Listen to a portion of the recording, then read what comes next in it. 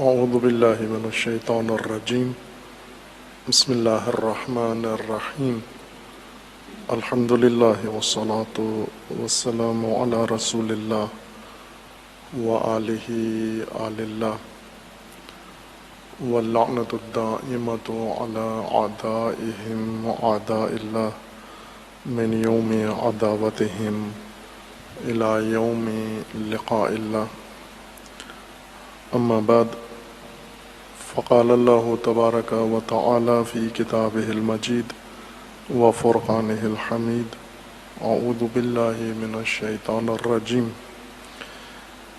یا ایہا الذین آمنوا اطیعوا اللہ واطیعوا الرسول واولی الامر منکم فإن تنازعتم في شيء فردوه إلى الله والرسول إن كنتم تؤمنون بالله واليوم الآخر ذلك خير وأحسن تأويلا صدق اللہ العلی العظیم۔ حلول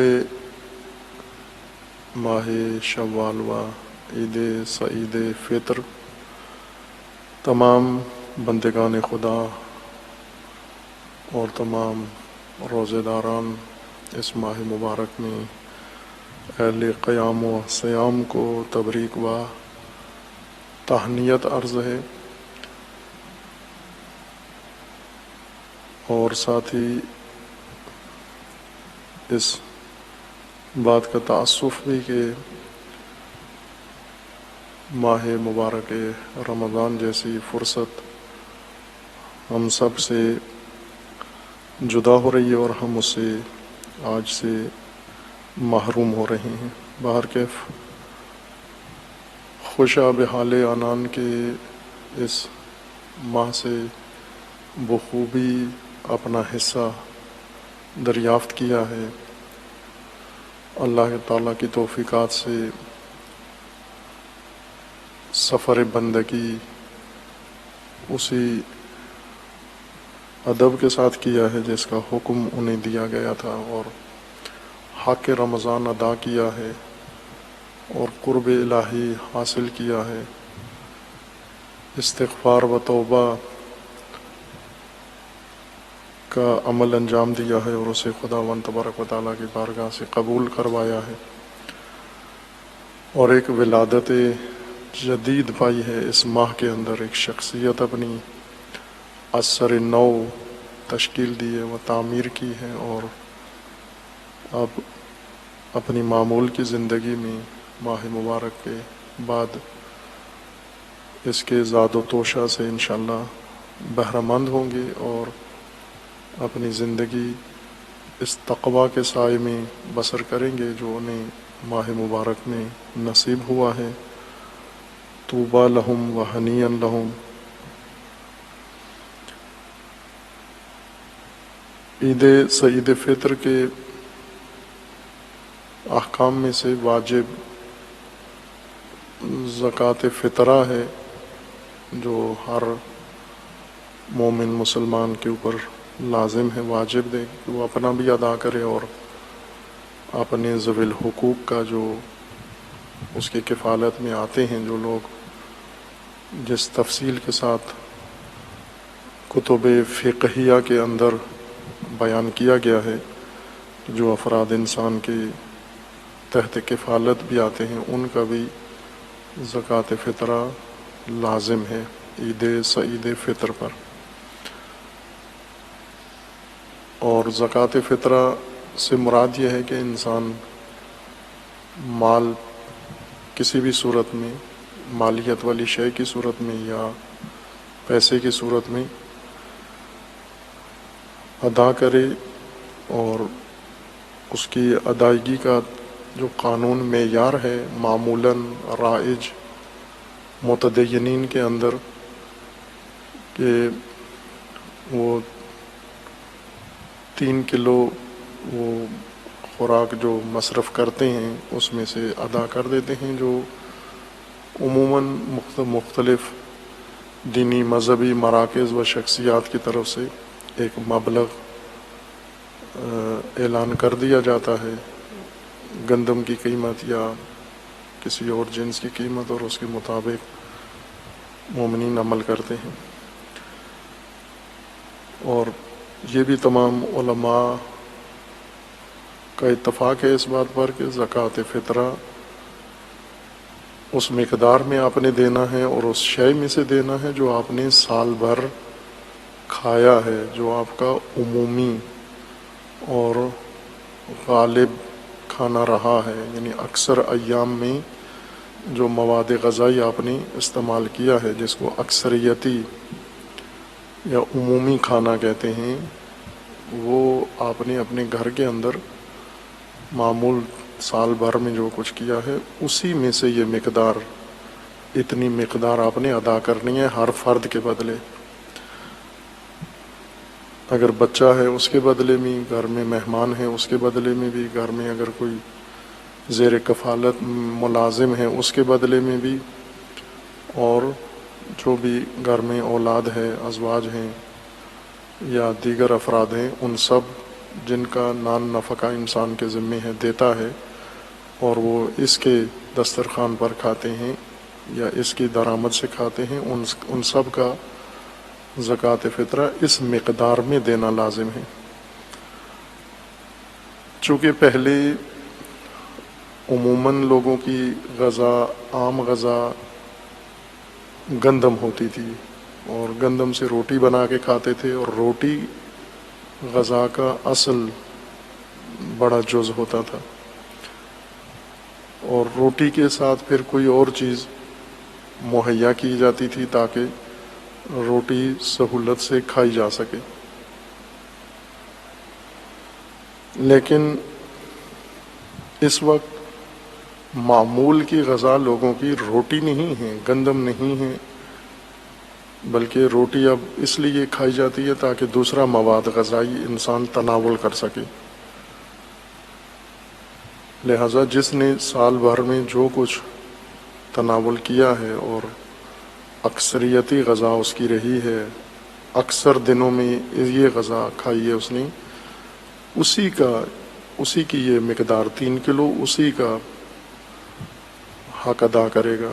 مثلا جو ایسے لوگ ہیں جنہوں نے سال بھر پکا پکایا کھایا ہے، ہوٹلوں سے کھایا ہے، جنہوں نے خاص ایک غذا معیار کی کھائی ہے، وہ اسی میں سے ادا کریں گے۔ اس وقت فقط کچھ لوگ ہیں جو روٹی جن کی اصل خوراک ہے، جو اچار کے ساتھ، چٹنی کے ساتھ یا کسی بھی شے کے ساتھ روٹی ہی کھاتے ہیں، لیکن ایک بڑی تعداد ایسے طبقات ہیں جو روٹی ان کی اصل غذا نہیں ہے، گندم کی بنی ہوئی غذا، بلکہ باقی مواد ہے، یا گوشت کھاتے ہیں یا فاسٹ فوڈ کھاتے ہیں یا اور کوئی چیز ان کی غذا کا حصہ رہی ہے، تو اسی ترتیب سے وہ ادا کریں گے۔ مثلا جب زکوٰۃ فطرہ دینی ہوتی ہے تو 3 کلو گندم حساب کرتے ہیں، لیکن ان کے کھانے کا، کچن کا سال کا خرچہ نکالیں تو لاکھوں روپے میں بنتا ہے، بلکہ مہینے کا خرچہ لوگوں کا اس قدر زیادہ ہوتا ہے۔ کچن کا خرچہ، چند افراد ہیں، 7 افراد ہیں، 5 افراد ہیں گھر کے کھانے والے، اور کچن کا خرچہ، ان کا باورچی خانے کا خرچہ لاکھ روپیہ، 1.5 لاکھ روپیہ ہے۔ تو جس نے سال بھر روٹی کھائی ہے اس کا تو اتنا نہیں بنتا سال کا خرچہ، مہینے کا خرچہ لاکھوں روپے مہینے میں کچن کا خرچہ کرتے ہیں۔ زکوٰۃ فطرہ جب دینے کی باری آتی ہے تو 100 روپیہ 1 کلو کے حساب سے، گندم 3 کلو حساب کر کے، اور 100 روپیہ دے دیتے ہیں۔ حق ادا اسی، چونکہ یہ واجب ہے انسان کے اوپر، واجب اسی صورت میں ادا ہوتا ہے کہ جب وہی مقدار جو اس نے تناول کی ہے یا اکثریتی دنوں میں اس کی غذا رہی ہے وہ ادا ہو، ورنہ واجب ادا نہیں ہوتا۔ یہاں آ کر بچت شروع کر دیتے ہیں زکوٰۃ فطرہ دیتے ہوئے، جہاں پر قناعت کی ضرورت تھی وہاں پر قناعت نہیں کی جاتی۔ باہر کے بھی یہ چونکہ عمومی ایک مبتلا بے مسئلہ ہے اور سب کو درپیش ہے، اور ممکن ہے ذہنوں کے اندر سوالات بھی ہوں، اس لیے اشارہ کیا ہے کہ تمام مومنین جو سن رہے ہیں یہ گفتگو آگاہ رہیں کہ زکوٰۃ فطرہ اس مقدار میں آپ اس جنس میں سے آپ نے دینا ہے جو آپ نے سال بھر میں عموماً استعمال کیا جو غذا، یا اگر مشکل پیش آ رہی ہے کیا ہے تو کافی ہے کہ اپنے کچن کا خرچہ ماہانہ نکال لیں، تو اسی سے اندازہ ہو جائے گا آپ کو کہ آپ نے سال میں کیا کھایا ہے، زیادہ تر اسی میں سے 3 کلو کے حساب سے آپ ادا کر دیں۔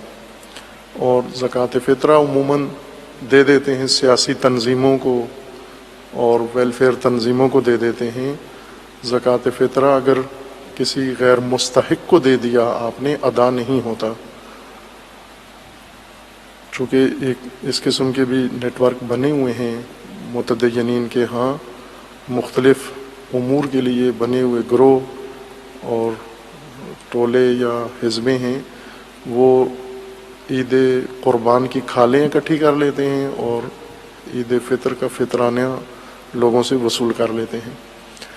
یہ حق صراحت کے ساتھ بیان کیا گیا ہے قرآن کریم میں اور دین مبین میں کہ یہ فقراء کا حق ہے، وفی سبیل اللہ اس کو استعمال کر سکتے ہیں آپ۔ فی سبیل اللہ کے مصادیق میں جو شامل ہوتا ہے سب سے عرفہ مصداق کے جہاں پر دین خدا کی تعلیم ترویج تبلیغ ہو رہی ہے وہ فی سبیل اللہ بنتا ہے۔ اور جو لوگ فقراء ہیں، مستحق ہیں، جن کے پاس سال کا خرچہ نہیں ہوتا اپنی ضروریات زندگی پوری کرنے کے لیے، ان کا حق ہوتا ہے زکوٰۃ فطرہ۔ تنظیموں کا یا سیاسی جماعتوں کو دینا ضائع کرنا ہے، حق ادا نہیں ہوتا اگر آپ نے یہ مستحق کو عطا نہیں کیا۔ انشاءاللہ خداوند تعالیٰ اس فریضے کی بھی سب کو توفیق عطا فرمائے اور صحیح میزان دینی کے مطابق ادا کریں اور صحیح مورد میں اس کو خرچ بھی کریں، انشاءاللہ اس کو پہنچائیں بھی وہاں پر۔ یہ بھی اطاعت ہی کے زمرے میں آتا ہے۔ بعض ہماری ان ایام میں سنت اطاعت کے متعلق تھی اور بعض جاری ہے، اگرچہ ماہ مبارک رمضان اختتام پذیر ہوا ہے اور یہ مبارک راتیں اب ہمیں میسر نہیں ہوں گی، لیکن یہ بات انشاءاللہ جاری رہے گی، کوشش کریں گے کہ یہ موضوع تکمیل ہو جائے۔ سنت اطاعت میں اشارہ ہوا تھا کہ اطاعت فرمان برداری اور فرمان بری کا نام ہے، اللہ کا فرمان ماننا بجا لانا رضا و رغبت کے ساتھ اور خضوع و تسلیم کے ساتھ۔ اس کے مقابلے میں معصیت ہے، گناہ ہے اور اس کی مختلف شکلیں ہیں، یعنی نافرمانی ہے اور نافرمانی کی کئی شکلیں قرآن نے بیان کی ہیں جن کی طرف اشارہ آئے گا انشاءاللہ۔ کیفیات نافرمانی کی کیا ہیں؟ اطاعت میں اللہ تعالیٰ کا فرمان ہے، اللہ کی اطاعت کا چونکہ اصولی طور پر ایمان لانے کے بعد اطاعت انسان کے اوپر لازم ہے۔ ایمان کا مطلب ہے کہ انسان نے اللہ کو، اللہ کی ذات کو فرمان روا مانا ہے، اور فرمان روا یعنی جس نے انسان کو فرمان دینا ہے۔ انسان ان فرامین کا محتاج ہے، ضرورت ہے انسان کو۔ اللہ کی ذات کو جب انسان فرمان روا قبول کرتا ہے، دوسرے مرحلے میں اطاعت ہے کہ فرمان روا کے فرامین کو بجا لائے جس طرح سے فرمان صادر ہوا ہے۔ لیکن فرامین الہیہ کو بندگان خدا تک پہنچانا اور قابل اطاعت بنانے کے لیے اور مقصود فرامین حاصل ہونے کے لیے، غرض و غایت فرامین حاصل کرنے کے لیے اللہ تعالیٰ نے اطاعت کے زمرے میں اپنے ان برگزیدہ بندوں کو بھی شامل کیا ہے جن کے ذریعے سے یہ فرامین بندگان خدا تک پہنچتے ہیں۔ انبیاء کرام و رسول اعظام علیہم السلام، ان کی اطاعت بھی لازم و واجب قرار دی گئی ہے۔ اللہ کی اطاعت ہی شمار ہوگی، ان ہستیوں کی اطاعت جو اللہ کا فرمان انسان تک پہنچاتے ہیں اور جنہیں اللہ تعالیٰ نے چنا ہے انسان کی فرمان روائی کے لیے، انسان کو فرمان دینے کے لیے اولی الامر و صاحب امر بنایا ہے، اختیار دیا ہے انہیں امر و فرمان صادر کرنے کا، ان کے فرامین کو بجا لانا بھی اطاعت ہے، اور یہ بھی اللہ کی اطاعت ہے۔ اور تیسرا درجہ اس میں اولی الامر کا عنوان ہے، یعنی وہ حاکم جس کو خداوند تبارک و تعالیٰ نے اختیار دیا ہے، اللہ نے اسے اولی الامر بنایا ہے، امر کا اختیار اللہ کی جانب سے رکھتا ہے، اور وہ لوگوں کو فرمان دیتا ہے اللہ کے اذن سے، اللہ تعالیٰ کے حکم سے۔ ان کی اطاعت بھی لازم و واجب ہے، ولی امر، اولی الامر، صاحب امر کی، تاکہ مقصد فرمان و مقصد فرمان روائی، اللہ کی فرمان روائی کا مقصود حاصل ہو۔ فرمان اطاعت کے زمرے میں دو عنوان اور بھی عموماً ذکر کیے جاتے ہیں، ایک اطاعت والدین کی ہے اور ایک ہے شوہر کی اطاعت زوجہ کے لیے، کہ بعض اطاعت جب آتی ہے تو یہاں یہ دو عنوان بھی اس کے ساتھ شامل ہو جاتے ہیں۔ قرآن کریم نے اطاعت کے موضوع کو واضح طور پر بیان کیا ہے، کہاں اطاعت کرنی ہے، کس کی اطاعت ہے، اور کہاں پر اطاعت ممنوع ہے، کس کی نہیں کرنی ہے۔ کہ عملاً اگر ہم دیکھیں تو ہم ان سب کی اطاعت کر رہے ہیں، ان سب کے فرامین بجا لا رہے ہیں جن کی اطاعت سے روکا گیا ہے، منع کیا گیا ہے کہ یہ نہیں کرنی، اور ان سب کی اطاعت کو ترک کیے ہوئے ہیں جن کی اطاعت کا حکم ہے، جن کی فرمان بری اور فرمان برداری کا حکم ہے، وہ متروک ہے۔ عملاً اس وقت مسلمین کے اندر جو حالت مشہود ہے، موجود ہے، وہ الٹی حالت ہے کہ جو مطاع ہیں، لازم الاطاعت، واجب الاطاعت، ان کی اطاعت نہیں ہوتی، اور جو ممنوع ہیں اطاعت ان کی اطاعت پابندی کے ساتھ کی جاتی ہے۔ والدین کی اطاعت و شوہر کی اطاعت بھی عموماً دینی مذہبی موضوع میں، اطاعت کے موضوع میں شامل ہوتی ہے، بلکہ اگر اطاعت کے موضوع میں ذکر زیادہ کیا گیا ہے تو انہی دو کا زیادہ تذکرہ ملتا ہے، اطاعت والدین اور اطاعت شوہر بیوی کے لیے، زوجہ کے لیے۔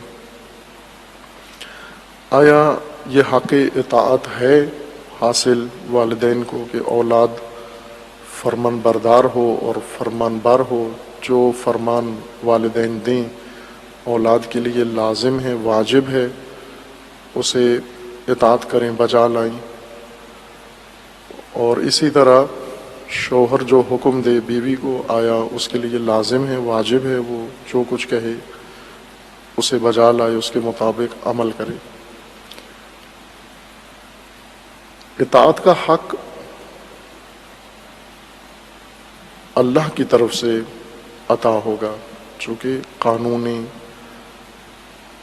کلی یہ ہے، اصل قاعدہ ضابطہ یہ ہے کہ انسان پر انسان کی اطاعت لازم نہیں ہے، انسان کی اطاعت نہیں کر سکتا، یا انسان اس سے پہلے درجے پر انسان کو فرمان نہیں دے سکتا، کیونکہ سب ایک جیسے ہیں، سب اللہ کی مخلوق ہیں، سب بندہ خدا ہیں،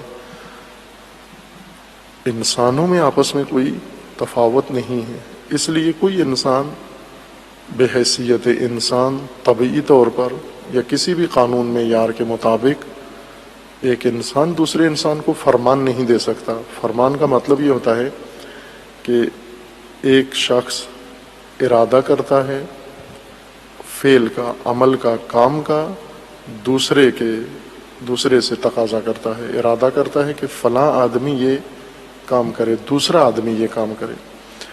اگر ہر آدمی ارادہ کرے کہ میں نے خود یہ کام کرنا ہے، اس میں کوئی مشکل نہیں ہے، ہر آدمی یہ حق رکھتا ہے اپنے کام کے بارے میں ارادہ کرے، لیکن یہ حق بھی رکھتا ہے کہ دوسرے کے کام کے بارے میں، دوسرے کے فعل کے بارے میں بھی یہ ارادہ کرے. مثلا میں ارادہ کروں کہ دوسرا یہ کام کرے. اصولی طور پر نہیں رکھتا. کوئی انسان کسی دوسرے انسان کے فعل اور عمل کے بارے میں کوئی حق نہیں رکھتا کہ اس کے فعل کا یہ ارادہ کرے.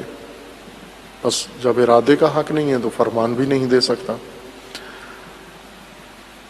یہ حق اگر ایک انسان کو حاصل ہوتا ہے تو کسی مجوز سے حاصل ہونا ہے، ایسے کسی منبع سے اس کو ملے گا جہاں سے یہ جواز فراہم ہوتا ہے، اور وہ منبع فقط اللہ کی ذات ہے. چونکہ اللہ کی ذات خالق ہے، مالک ہے، رب ہے، الہ ہے، اس لیے فرمان روائی کا حق ذاتی ہے اللہ تعالیٰ کے لیے. یوں نہیں کہ عوام نے خدا کو فرمان روائی کے لیے چننا ہے. اللہ کا فرمان روائی کا حق ذاتی ہے، چونکہ اللہ ہونے کا لازمہ یہ ہے کہ وہ خالق ہے، رب ہے، حاکم ہے، مالک ہے. ہر چیز اس کی جانب سے ہے، اس کی مخلوق ہے. اس لیے ان سب اشیاء یا ان سب امور کے متعلق ارادہ بھی اللہ کا نافذ ہے. جس ارادے سے یہ چیزیں وجود میں آئی ہیں، اسی کے ارادے سے انہوں نے عمل بھی کرنا ہے. لہٰذا اس ذات کو حق ہے وہ دوسرے مخلوق کے افعال یا اعمال کے متعلق ارادہ کرے. رب ہے، خالق ہے، مالک ہے، الہ ہے. لیکن انسانوں میں آپس میں یہ رشتہ نہیں ہے کہ انسان کا رب ہے، انسان کا خالق ہے، انسان کا مالک ہے، انسان کا فرمان روا ذاتاً نہیں ہے. اللہ چونکہ فرمان روا ہے، اللہ کی ذات مالک ہے، تو جس طرح خود اللہ کو حق ہے، ذاتی حق ہے، خدا ہونے کا تقاضا یہ ہے، اللہ ہونے کا لازمہ یہ ہے کہ وہ فرمان روا ہے، فرمان بھی دے گا، ارادہ بھی کرے گا انسان کے فعل کے متعلق. جس طرح ارادہ تکوینی ہوتا ہے اللہ کا اور وہ شے انجام پاتی ہے، اسی طرح ارادہ قانونی و ارادہ تشریعی ہوتا ہے انسان کے یا با ارادہ اور با اختیار مخلوق کے متعلق، جسے خود اللہ نے ارادہ و اختیار دیا ہے کہ وہ یہ کام کرے اور اس کے لیے خدا کا فرمان صادر ہو. اسی طرح اللہ تعالیٰ کا یہ حق ہے کہ انسانوں میں سے ہی کسی کو دوسرے انسانوں کو فرمان دینے کا حق بھی ادا کر دے. یہ فقط اس منبع سے حق حاصل ہو سکتا ہے. اس منبع کے علاوہ کوئی اور جواز مجوز موجود نہیں ہے کہ انسان کو فرمان دے سکتا ہے، جب تک خالق انسان، مالک انسان، الہ انسان جب تک کسی انسان کو نہ چن لے یا اختیار نہ دے دے یا اذن نہ دے دے، اجازت نہ دے دے کہ آپ میرے بندوں کو، میری مخلوق کو فرمان دے سکتے ہو. آپ وہ صریح آیات کے مطابق اور اللہ تعالیٰ کے فرامین کے مطابق ایسے ہوا ہے کہ خداوند تبارک و تعالیٰ نے انبیاء کو منتخب کیا ہے، چنا ہے اور انہیں اختیار دیا ہے باقی بندوں کو حکم دینے کا، فرمان دینے کا. اسی طرح اللہ تعالیٰ نے اولی الامر چنے ہیں اور ان کو بھی اختیار دیا ہے تاکہ وہ بھی بندگان خدا کو اللہ کی طرف سے اللہ کا ارادہ ابلاغ کریں، اللہ کا قانون ان تک پہنچائیں. اب یہ دیکھنے کہ آیا یہ اختیار اللہ کی طرف سے تفویض ہوا ہے اور آگے مزید دائرہ اس کا پھیلا ہے. آگے انبیاء کرام، ائمہ اطہار، اوصیاء، اولی الامر سے آگے بھی کسی کو یہ حق دیا گیا ہے. جو چیزیں اس زمرے میں آتی ہیں، انبیاء اور انبیاء کے مقرر کردہ افراد جنہیں خود انبیاء نے مقرر، مثلا خود نبی نے کسی زمانے کی کسی قوم کے نبی نے کسی شخص کو سالار جنگ بنا دیا ہے اللہ کے حکم سے، تو اس تک تو پہنچ گیا یہ حق، وہ فرمان دینے کا حق رکھتا ہے، چونکہ اسے اسی منبع سے یہ اختیار عطا کیا گیا ہے، یہیں سے اس کو یہ اختیار ملا ہے۔ اللہ کا اختیار رسول کو ملا ہے، رسول اللہ نے اللہ کے دیے ہوئے اختیار سے آگے ایک اور اولی الامر بنایا ہے، ایک اور صاحب اختیار سالار بنایا ہے کہ آپ میری طرف سے مقرر ہو اس طبقے کو، اس قوم کو، اس گروہ کو اس میدان میں یا موضوع میں فرمان دینے کے لیے، اس کی فرمانداری، اس کی فرمان روائی آپ کر سکتے ہو، اسے یہ جواز حاصل ہو جاتا ہے۔ اور یہ سلسلہ اسی طرح اگر جاری رہتا ہے، مقرر کیے جاتے ہیں افراد، اسی قوم کے اندر سے کچھ افراد چن کر، اور انہیں یہ تفویض کیا جاتا ہے یہ حق فرمان روائی کا یا اولی الامری کا، تو وہ اسی طرح صاحب حق ہوتے جائیں گے۔ لیکن یہ حق ملے گا اسی طرف سے، اوپر سے ملے گا، نیچے سے، عوام سے، جمہور سے اور لوگوں سے یہ حق اوپر کی طرف نہیں جاتا۔ حاکمیت کا حق یوں نہیں ہے کہ عوام، محکوم، مأمور یہ آمریت کا حق رکھتے ہیں، یہی مأمور بھی ہیں۔ مثلا جن کو امر کرنا ہے انہوں نے آمر بنانا ہے، انہوں نے حاکم چننا ہے، یہ نہیں ہے درست، یہ دین کی اصطلاح میں ممنوع ہے، یہ حق نہیں ہے۔ حق اللہ کی طرف سے، فرمان روا کی طرف سے نیچے آ رہا ہے حق، نہ کہ عوام کی طرف سے اللہ تک جا رہا ہے کہ اللہ کو بھی فرمان روا انسانوں نے ماننا ہے تو اللہ فرمان روا ہے، اگر انسان نہ مانے تو نعوذ باللہ نفی ہو جاتی ہے فرمان روائی کی۔ دین کا میزان بالکل روشن و واضح ہے کہ یہ حق اللہ سے شروع ہوتا ہے اور بندگان تک پہنچتا ہے، بندگان میں بھی پھر اسی تفصیل کے ساتھ جو بیان کی گئی ہے دین کے اندر جس کی صراحت ہے۔ آیا اس میں والدین آتے ہیں یا نہیں آتے؟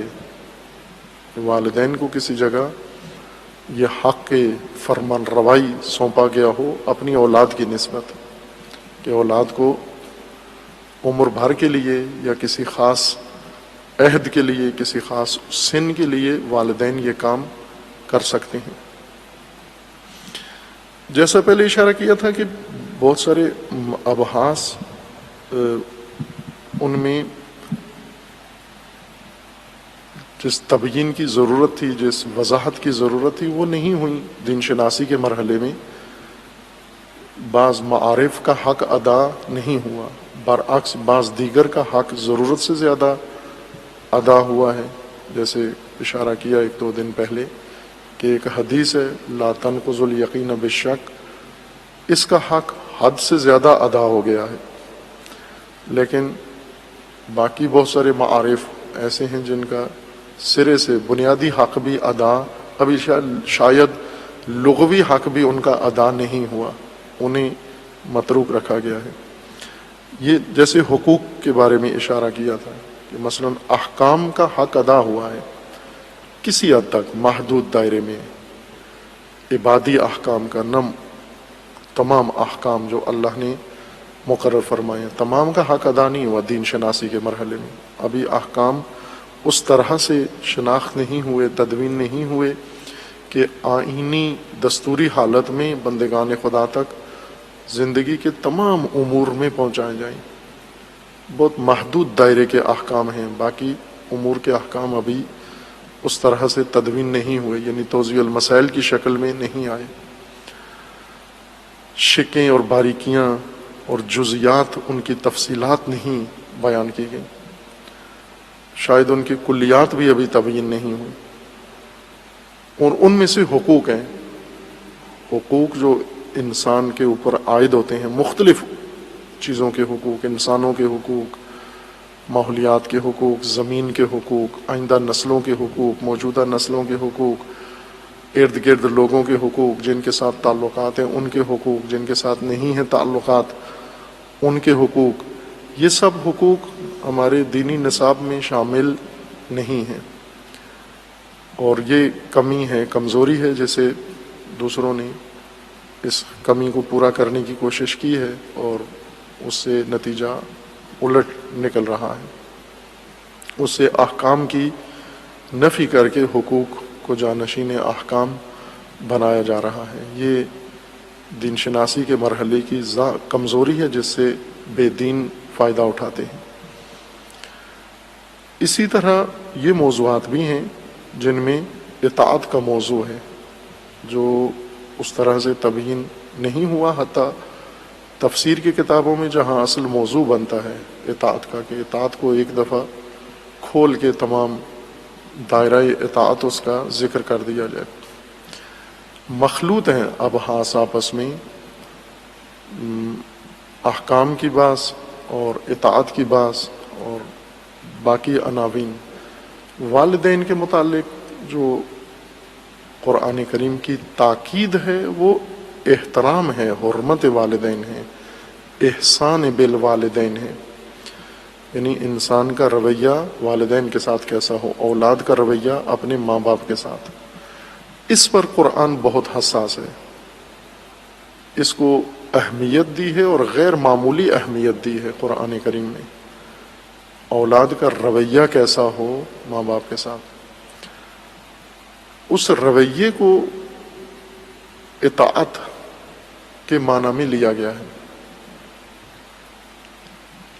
جو قرآن کی صراحت ہے کہ آپ کو والدین کے ساتھ کیسے پیش آنا چاہیے۔ مثلا والدین کے متعلق یہ جاننے کے لیے کہ آیا اطاعت والدین کتنی ہے اور کس دائرے میں ہے اور کہاں تک ہے، اسے قرآن کریم سے ہم مشاہدہ کریں، چونکہ یہ وہ موضوع ہے جو واضح نہیں ہوا، اور واضح نہ ہونے کی وجہ سے اس کے اثرات اس وقت لوگوں کی زندگیوں پر ہیں۔ والدین کی اطاعت اور والدین کے ساتھ احسان اور والدین کا احترام، یہ موضوعات آپس میں مخلوط ہو گئے ہیں۔ جہاں احترام کرنا چاہیے وہاں اطاعت کرتے ہیں، احترام کے بجائے اطاعت کرتے ہیں، یا احترام کو اطاعت کی جگہ لے آتے ہیں، اور جہاں اطاعت کرنی ہے وہاں پر نافرمانی کرتے ہیں یا بے حرمتی کر جاتے ہیں، چونکہ موضوع اس طرح سے کھول کے تبیین نہیں ہوا۔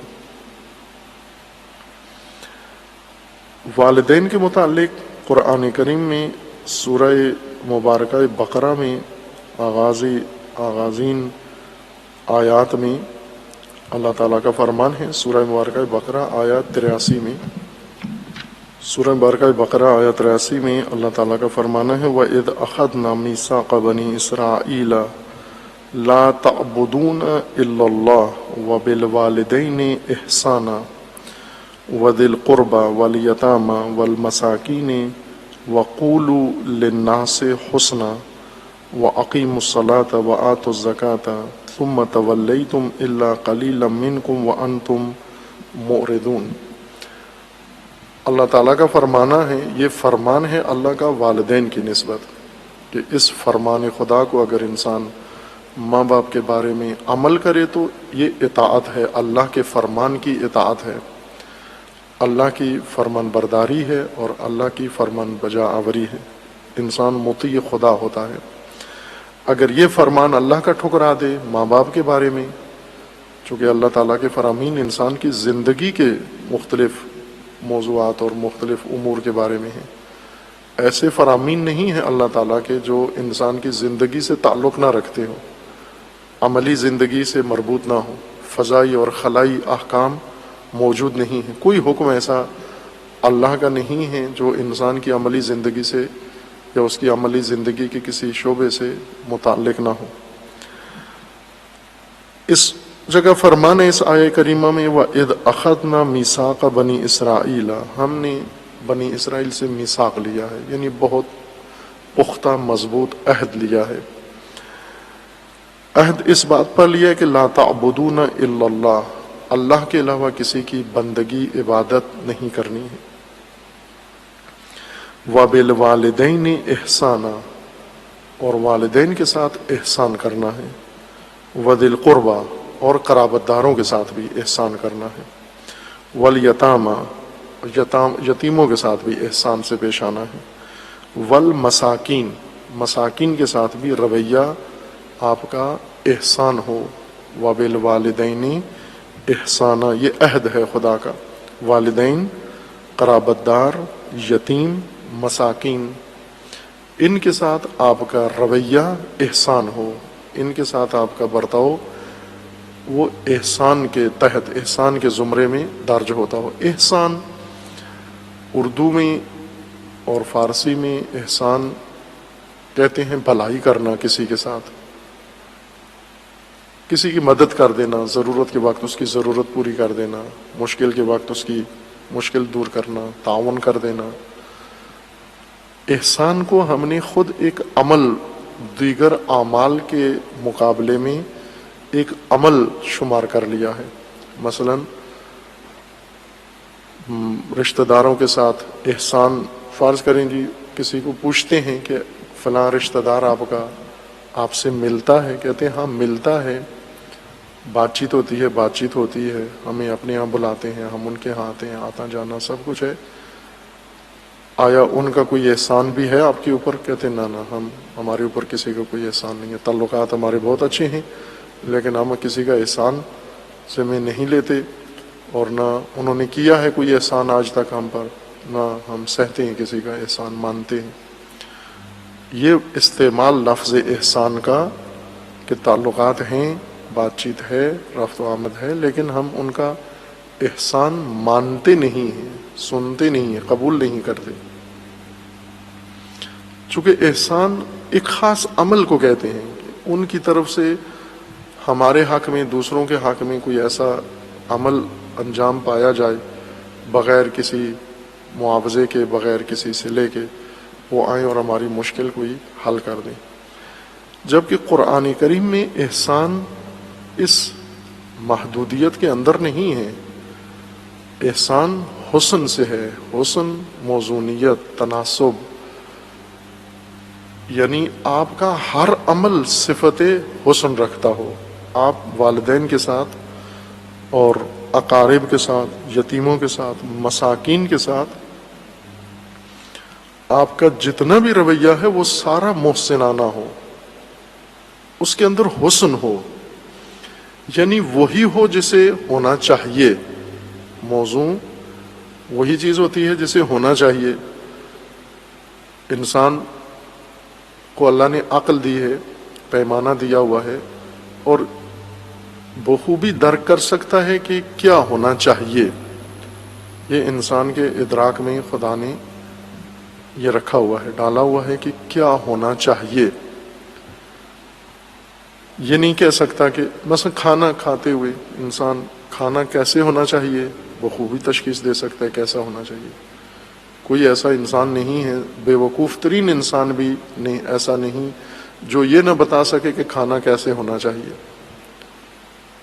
مثلا گرمی میں پیاس کی حالت میں کسی سے بھی پوچھو پانی کیسے ہونا چاہیے، وہ کہے گا ٹھنڈا ہونا چاہیے، میٹھا ہونا چاہیے، گوارا ہونا چاہیے، صاف ہونا چاہیے، ستھرا ہونا چاہیے۔ بس آپ کے پاس کوئی پیمانہ ہے اندر، یہ کسی نے تعلیم تو نہیں دی آپ کو، اندر سے خود آپ تشخیص دے رہے ہو کہ پانی ایسے ہونا چاہیے۔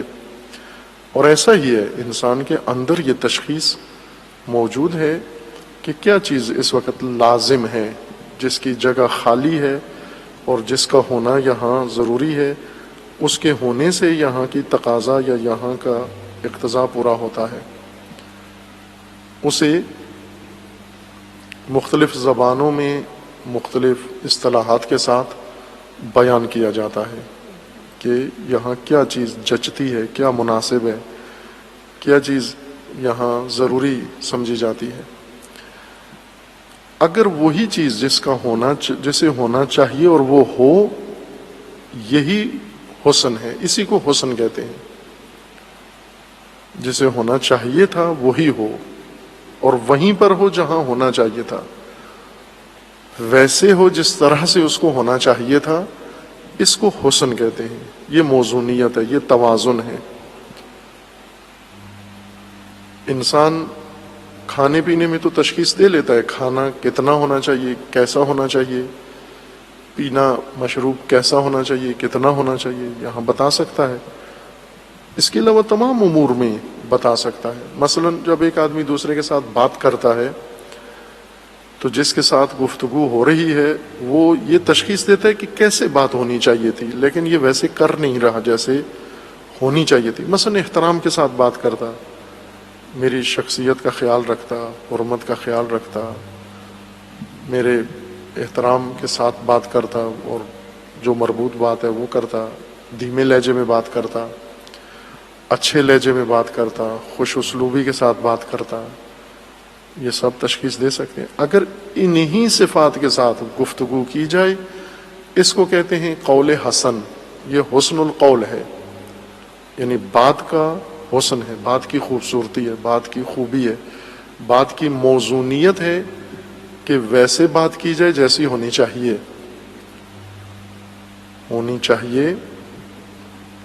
یہ لفظ عربی زبان میں جب بیان کیا جاتا ہے، اصطلاح اس کی استعمال کی جاتی ہے، اور عربی کے تقلید میں دیگر زبانوں میں جیسے فارسی اور اردو میں بھی اسے استعمال کیا جاتا ہے۔ ما ینبغی،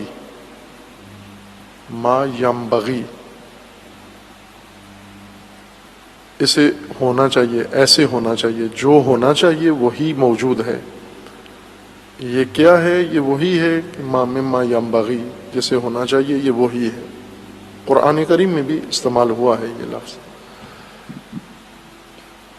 ینبغی مادہ باغی سے مشتق ہے۔ باغی پہلے ہم ابتغاء کا معنی کیا ہے کسی باس کے ضمن میں، وہاں اشارہ کیا تھا کہ ابتغاء باغی سے ہے، اور باغی حد سے آگے نکل جانے کو کہتے ہیں۔ حد سے انسان آگے نکل جائے، یہ باغی ہے۔ بغاوت بھی اسی سے ہے، باغی اسی سے نکلا ہے، اس کو کہتے ہیں جو حد سے آگے نکل جائے۔ لیکن حدیں اور کام مختلف نوعیت رکھتے ہیں۔ مثلا اگر ایک انسان ممنوع حد سے آگے نکل جائے، ایک حد مقرر کی گئی تھی کہ یہاں سے آگے نہیں جا سکتے، اگر اس حد کو، ممنوع حد کو پھلانگ جاتا ہے تو یہ باغی ہے، یہ بغاوت ہے۔ اسی طرح ایک انسان ہے، کسی چیز کی ممنوع حد نہیں ہے، یعنی یوں نہیں کہ آگے لکھا ہوا ہے کہ یہ روڈ بند ہے، یہ گلی بند ہے، یہ آگے کسی اور کا گھر ہے، کسی اور کی ملکیت ہے، یہاں آگے آپ کا جانا مجاز نہیں، بلکہ ایک میدان ہے، ممنوعات کا نہیں ہے، مجاز میدان ہے۔ مثال عام سی ہے کہ اگر کسی انسان کو پیاس لگی ہے، شدید پیاسا ہے، اور پانی کی تلاش میں ہے کہ مجھے کہیں پانی مل جائے، پانی تلاش کرنے کی ایک عرفی، معمولی، عمومی ایک حد ہے، پانی کو کتنا انسان تلاش کرے، کتنا پانی کی جستجو میں جائے، تلاش میں کتنا انسان جائے۔ وہ دیکھتا ہے، مثلا فرض کریں بس پہ سفر کر رہا ہے، بس سے اترا ہے، ٹرین رکی ہے، اس کو پیاس لگی ہوئی ہے، یہ پانی کی تلاش کرتا ہے۔ کتنی تلاش کرے؟ وہ اسی اسٹیشن پہ، اڈے پہ ادھر ادھر نگاہ کرے کہیں قریب پانی ملتا ہے یا نہیں ملتا، اور عموماً اسے آگے نہیں جاتے۔ حد یہی ہوتی ہے کہ اتنی دور جاؤ کہ واپس اپنی بس پہ، اپنی سواری پہ، ٹرین پہ واپس سوار بھی ہو سکو، وقت کے اندر واپس بھی آ سکو۔ لیکن بعضوں پہ پیاس غالب ہوتی ہے، یا جب جستجو کرتے ہیں، تلاش کرتے ہیں، تو اس چیز کا خیال نہیں رکھتے۔ وہ جو عمومی حدود ہیں کہ اس دائرے کے اندر پانی تلاش کیا جاتا ہے، وہ اس سے آگے نکل جاتے ہیں۔ اسے اصطلاح میں ابتغاء کہتے ہیں، بغاوت نہیں ہے۔ بغاوت ممنوع حد سے آگے چلے جانا ہے، ابتغاء معمول کی حد، مجاز میدانوں کے اندر جہاں پر عام طور پر عرفاً ایک حد سمجھی جاتی ہے کہ یہ کام کرنے کے لیے اتنا وقت دینا پڑتا ہے، یہ کام انجام دینے کے لیے اتنی تگ و دو کرنی پڑتی ہے، اتنی محنت کرنا پڑتی ہے. اگر انسان کسی کی جستجو میں ہے، کسی کی طلب میں ہے، تو طلب کرنے کے لیے عموماً ایک معیار بن جاتا ہے، اس کے اندر اندر لوگ طلب کرتے ہیں. اگر انسان اس دائرے کے اندر طلب کرے تو یہ طالب ہے، لیکن اس سے آگے طلب میں، جستجو میں اس سے بڑھ کر آگے جائے تو یہ اصطلاح کے مطابق طالب نہیں ہے، بلکہ یہ مبتغی ہے، یہ ابتغاء کر رہا ہے، طلب سے آگے چلا گیا. طلب حد کے اندر اندر رہ کر کسی چیز کو تلاش کرنا ہے. جب معمولی حدوں سے انسان آگے بڑھ کر حد سے زیادہ کوشش کرتا ہے کسی کام کے لیے، کسی کی جستجو کے لیے، اس کو ابتغاء کہتے ہیں. باغی سے بغاوت بھی نکلا ہے، باغی بھی نکلا ہے، ابتغاء اور مبتغی بھی نکلا ہے. جیسے ابتغاء فضل خدا کے ابتغاء کے لیے، یا مرضات خدا کو ابتغاء کرو، ابتغاء لمرضات اللہ. جو اللہ کی راہ میں کوشش کرتے ہیں، جہاد کرتے ہیں، کس کے لیے؟ ابتغاء مرضات اللہ، یعنی خدا کی رضا کی خاطر. حد نہیں ہے کوئی بھی ان کے آگے، یہ رضا خدا کی خاطر ہر حد سے آگے نکل جاتے ہیں. کوشش جب کرتے ہیں، الذین جاہدوا، جو جہاد کرتے ہیں، راہ خدا میں قدم اٹھاتے ہیں، وہ رضا خدا کے لیے کسی معمول کی حد میں نہیں جاتے، اس سے آگے نکل جاتے ہیں. یا وابتغوا من فضل اللہ، اللہ کا تفضل و اللہ کا لطف جو آپ کے لیے خدا نے مقرر کر دیا ہے جگہ جگہ، اس کی تلاش میں نکلو اور ابتغاء کرو. یعنی معمول کے مطابق عمل نہ کرو، بلکہ معمول سے آگے بڑھ کر، حد سے آگے بڑھ کر اللہ کا فضل و رزق و لطف الہی تلاش کرو. تم ینبغی اسی مادے سے ہے. ابتغاء یہ اب صرفی باس ہے کہ باغی کو کس باب میں لے جائیں تو کیا صیغہ بنتا ہے. انبغاء، انبغیا کہتے ہیں کہ جب انسان کسی چیز کی جستجو میں ہو، کسی شے کی، کسی معین شے کی مقدار کی یا اس کی کیفیت کی انتظار میں ہو، اور تقاضا اس کا اس کے اندر پایا جاتا ہو.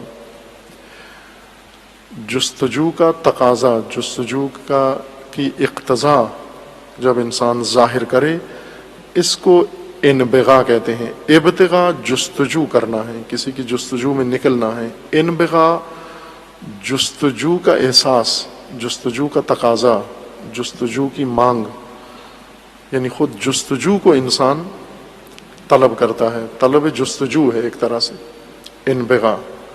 ینبغی یعنی جس کی یہاں ضرورت ہے، جس کی جستجو یا جس کی تلاش یا جس کی دریافت کی یہاں حاجت ہے اس وقت، یہ ما ینبغی ہے، یعنی اسی کی جستجو ہے، اسی کی ضرورت ہے، یہی ہونا چاہیے یہاں پر، اسی کی جگہ خالی ہے یہاں پر. فرض کریں اگر آپ کوئی کام کر رہے ہیں، گاڑی چلانی ہے، تو بندے بہت ہیں، 100 آدمی کھڑا ہوا ہے، ڈرائیور کوئی بھی نہیں ہے ان میں سے.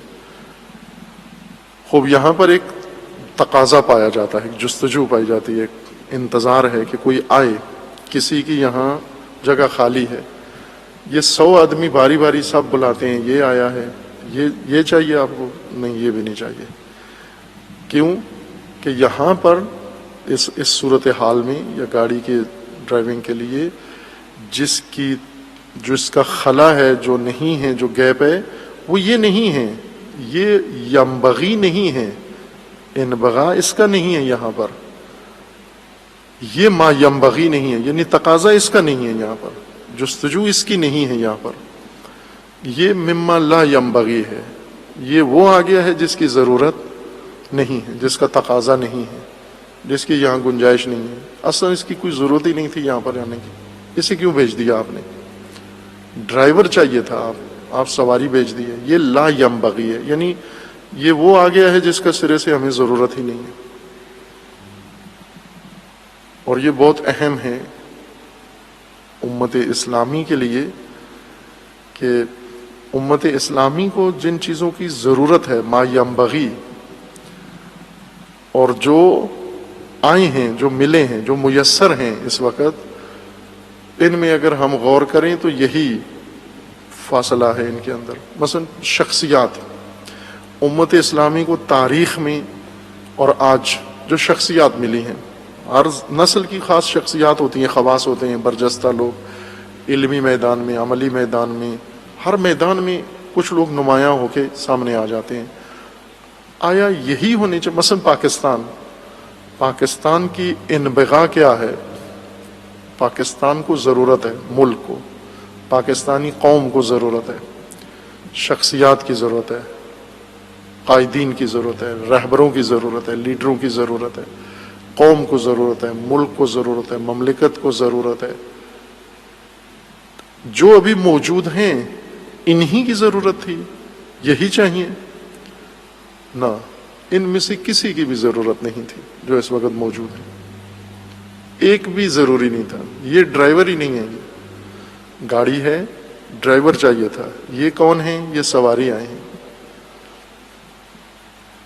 یہ نہیں چاہیے تھے. ما ینبغی نہیں ہے، یہ ممن لا ینبغی ہیں. یہ ضرورت نہیں تھے جو آ گئے ہیں. جن کی ضرورت تھی وہ نہیں ہے. مثلا علامہ اقبال کی ضرورت ہے. علامہ اقبال مما ینبغی ہے، انبغاء ہے، ملک مانگتا ہے اس کو، مملکت تقاضا کرتی ہے اس شخصیت کو، قوم تقاضا کرتی ہے اس ہستی کا کہ یہ ہو، اس کی ضرورت ہے. اور انبغاء یعنی حد سے زیادہ مانگ ہے اس کی. طلب یعنی کہ قوم کو طلب ہے، طلب معمولی تقاضا کو کہتے ہیں. انبغاء حد سے بڑا ہوا تقاضا، جب ایک قوم کے اندر حد سے بڑھ کے ایک تقاضا ہو جائے کسی امر کا. مثلا امام خمینی کی ضرورت ہے. امام خمینی ہیں ان ہستیوں میں سے ممن ینبغی. ممن ینبغی یعنی وہ ہستیاں جن کی ضرورت ہے. ضرورت نہ، حد سے زیادہ ضرورت ہے جن کی. باغی ہے، حد سے زیادہ حاجت ہے، حد سے زیادہ تقاضا ہے. لیکن ان کی جگہ جو آتے ہیں وہ سرے سے، ان کی اصلاً سرے سے ضرورت نہیں ہے ان کی. یہ غیر ضروری لوگ ہیں. قوموں کو، اسیر قوموں کو، محکوم قوموں کو جن کی ضرورت ہے وہ کم ہیں، وہ نہیں آئے. اور جن کی نہیں تھی ضرورت وہ سارے ضرورت سے زیادہ سوار ہیں ملت کے اوپر. بس انبغاء، ابتغاء اس صورت میں پیدا ہوتا ہے کہ جب حد سے زیادہ تقاضا ہو کسی شے کا، یا جستجو حد سے زیادہ پائی جاتی ہو. حسن اس صورت میں پیدا ہوتا ہے کہ جب یہ جس کی انبغاء ہے وہ آئے، یہ حسن ہے. موزونیت کب ہوتی ہے؟ جس کو ہونا چاہیے. عربی زبان میں عموماً طلاب ینبغی کا معنی ان کو استاد سے سنتے ہیں، پھر اسی طرح کرنا شروع کر دیتے ہیں بغیر دقت کے، بغیر اس کی. ینبغی جیسے ہونا چاہیے، عموماً مترجم کتابوں کے بھی جا بجا اسی طرح ترجمے کرتے ہیں اور گنگ بنا دیتے ہیں، مطالب کو گم ہو جاتا ہے مطلب.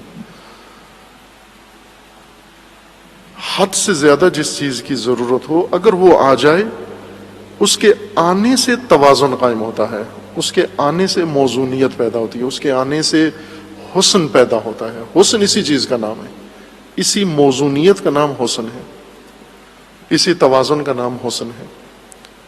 مثلا موزون شعر اسی کو کہتے ہیں جس میں قافیہ، جس میں ردیف، جس میں بحر وہی ہو جس کو ہونا چاہیے. اس میں حسن آ جاتا ہے. آواز کا حسن، جس کے اندر نغمہ، جس کے اندر موسیقیت وہی ہونی چاہیے، جو وہی ہو جو ہونی چاہیے. اس کو کہتے ہیں حسین آواز. بس ہر شے کا حسن ہے، اور اس کا حسن اس کے توازن میں ہے، اور توازن ہوتا ہے اس چیز کے ہونے سے جس کو ہونا چاہیے، اس کے اندر جس کا تقاضا ہے، جس کی مانگ ہے، اسی کے آنے سے حسن پیدا ہوتا ہے. وَبِالْوَالِدَيْنِ إِحْسَانًا، آپ نے والدین، قرابت دار، رشتہ دار، یتیموں اور مساکین کے ساتھ احسان کرنا ہے. احسان کا مطلب یہ نہیں کہ انہیں کھانا بھیج دو، ان کے احسان کر دو، ان کو کسی مشکل سے نکال دو. یہ احسان کا مصداق ہے، معنی نہیں ہے. معنی احسان کا یہ ہے کہ ان کے ساتھ آپ کا تعلق و رویہ مطلقہ متصف بحسن ہو، موزوں ہو، نہایت موزوں ہو. وہی ہو جو ہونا چاہیے، جو جچتا ہے، جو سماتا ہے، جس کا تقاضا ہے، وہی رویہ آپ کا ان کے ساتھ ہونا چاہیے. اس کو احسان کہتے ہیں. وَقُولُوا لِلنَّاسِ حُسْنًا، اور لوگوں کے ساتھ بھی آپ کا برتاؤ. یہ تو معین طبقات ہیں، ماں باپ، قرابت دار، یتیم اور مسکین. ان کو الگ خصوصیت دی گئی ہے، معاشرتی ادب ان کے لیے الگ سے ذکر کیا گیا ہے کہ ان کے ساتھ آپ کا رویہ محسنانہ ہو.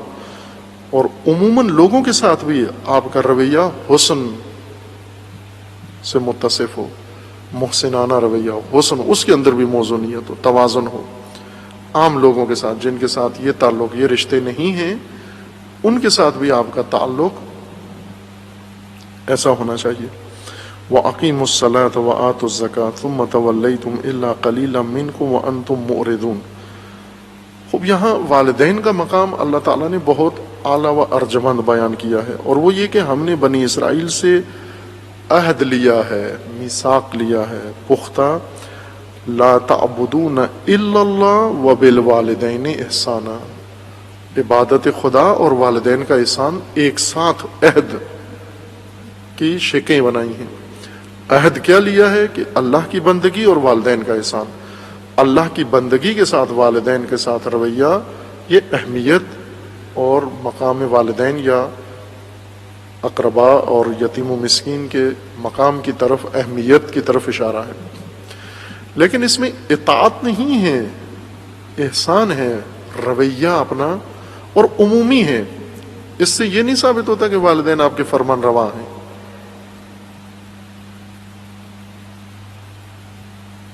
یہ رویے کے بارے میں، احترام کے بارے میں، ان کے ساتھ آپ کا جو برتاؤ ہے، آپ کا برتاؤ ان کے ساتھ ایسا ہونا چاہیے. لیکن یہ نہیں فرمایا کہ والدین آپ کے حق کے اطاعت رکھتے ہیں، وہ حق کے فرماندہی رکھتے ہیں، وہ آپ کے فرمان روا بھی ہیں، یا کچھ امور میں وہ فرمان دے سکتے ہیں آپ کو.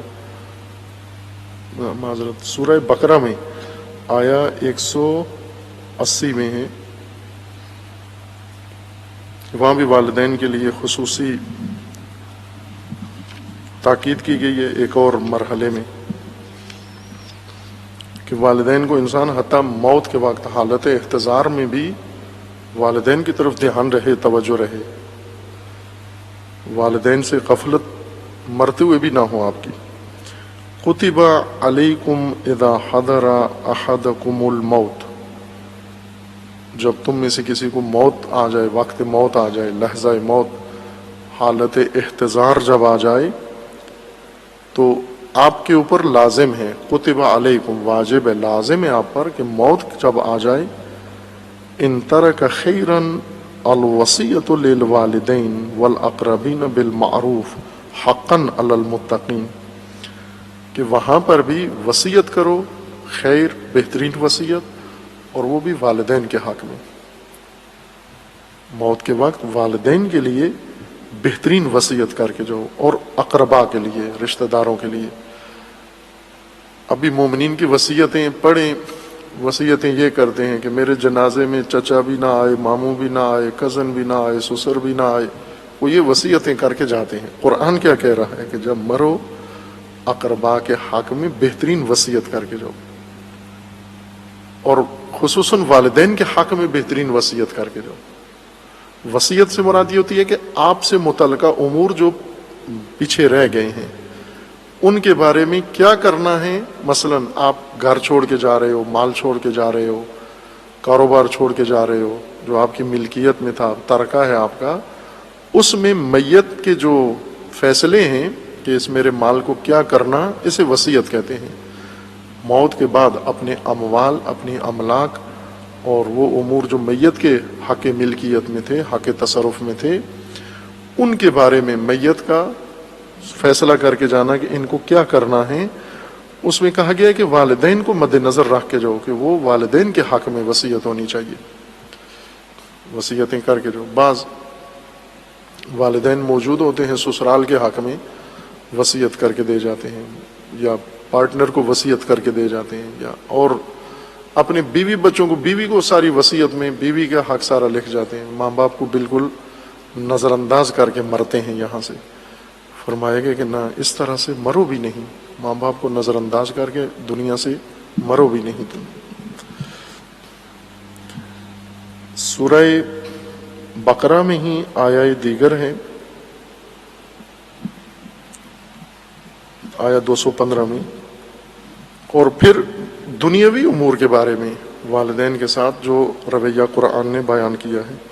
یسألونک ماذا ینفقون، وہ آپ سے پوچھتے ہیں رسول اللہ سے کہ انفاق کیا کریں، کیا چیز انفاق کریں ہم. چونکہ اللہ تعالیٰ کا فرمانا ہے کہ انفاق کرو. انفاق یعنی اب جو رزق اللہ سے پایا ہے، جو دولت ثروت اللہ سے پائی ہے، جو توفیقات، جو نعمتیں، جو کچھ اللہ سے پایا ہے، اس کا نفق بناؤ. نفق یعنی دو در بناؤ اس کے. نفق اس غار کو کہتے ہیں جس کے دو دہانے ہوں، ایک طرف سے آیا جائے ایک طرف سے نکل جائے، اس کو نفق کہتے ہیں. اگر دو در نہ ہو، صرف ایک ہی در ہو، اس کو غار کہتے ہیں. غار اور نفق میں یہ فرق ہے. انفاق کرو یعنی جو اللہ دیتا ہے اسے لے کے ذخیرہ نہ کرو، اسے لے کے انبار نہ لگاؤ، سٹور نہ کرو، اس کو تہ نہ لگاؤ اس کی، اسے نکالتے جاؤ، اسے آگے پھیلاتے جاؤ. انفاق راہ خدا میں کرتے جاؤ. تاکید ہے کہ جو کچھ ہم نے دیا ہے، مما رزقناہم، جو ہم نے دیا ہے، ینفقون، جو دیا ہے، یہ نہیں کہا گیا کہ اس میں سے کچھ، جو ہم نے دیا ہے وہ انفاق کرو خدا کی راہ میں. یسألونک ماذا ینفقون، اب آتے ہیں پوچھتے ہیں کہ کیا انفاق کیا کریں. یہ جو انفاق پہ اتنا اصرار ہے اللہ تعالیٰ کا، قرآن کا، تو کیا انفاق کریں. قل ما انفقتم من خیر، خوب جو بھی خیر انفاق کرتے ہو، جو بھی کرتے ہو، وہ تمہارا اختیار ہے. پوچھ یہ رہے ہیں کہ کیا انفاق کریں، اور جواب یہ دے جا رہا ہے کہ کس پر انفاق کرو.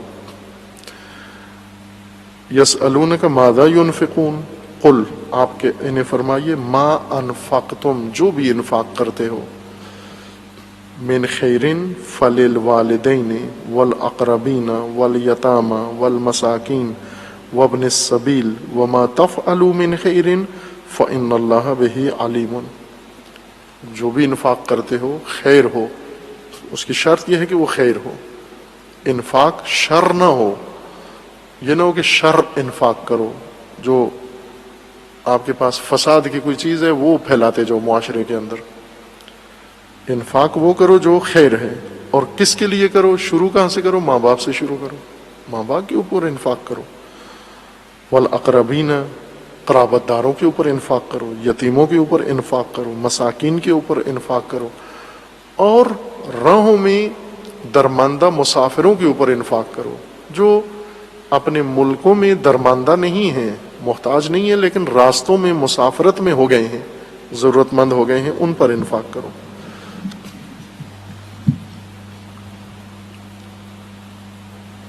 سورہ نساء میں ہے آیت 36، وَاعْبُدُوا اللَّهَ وَلَا تُشْرِكُوا بِهِ شَيْئًا، اللہ کی بندگی کرو اور اللہ کے ساتھ کسی کو شریک نہ ٹھہراؤ، کسی شے کو شریک نہ ٹھہراؤ.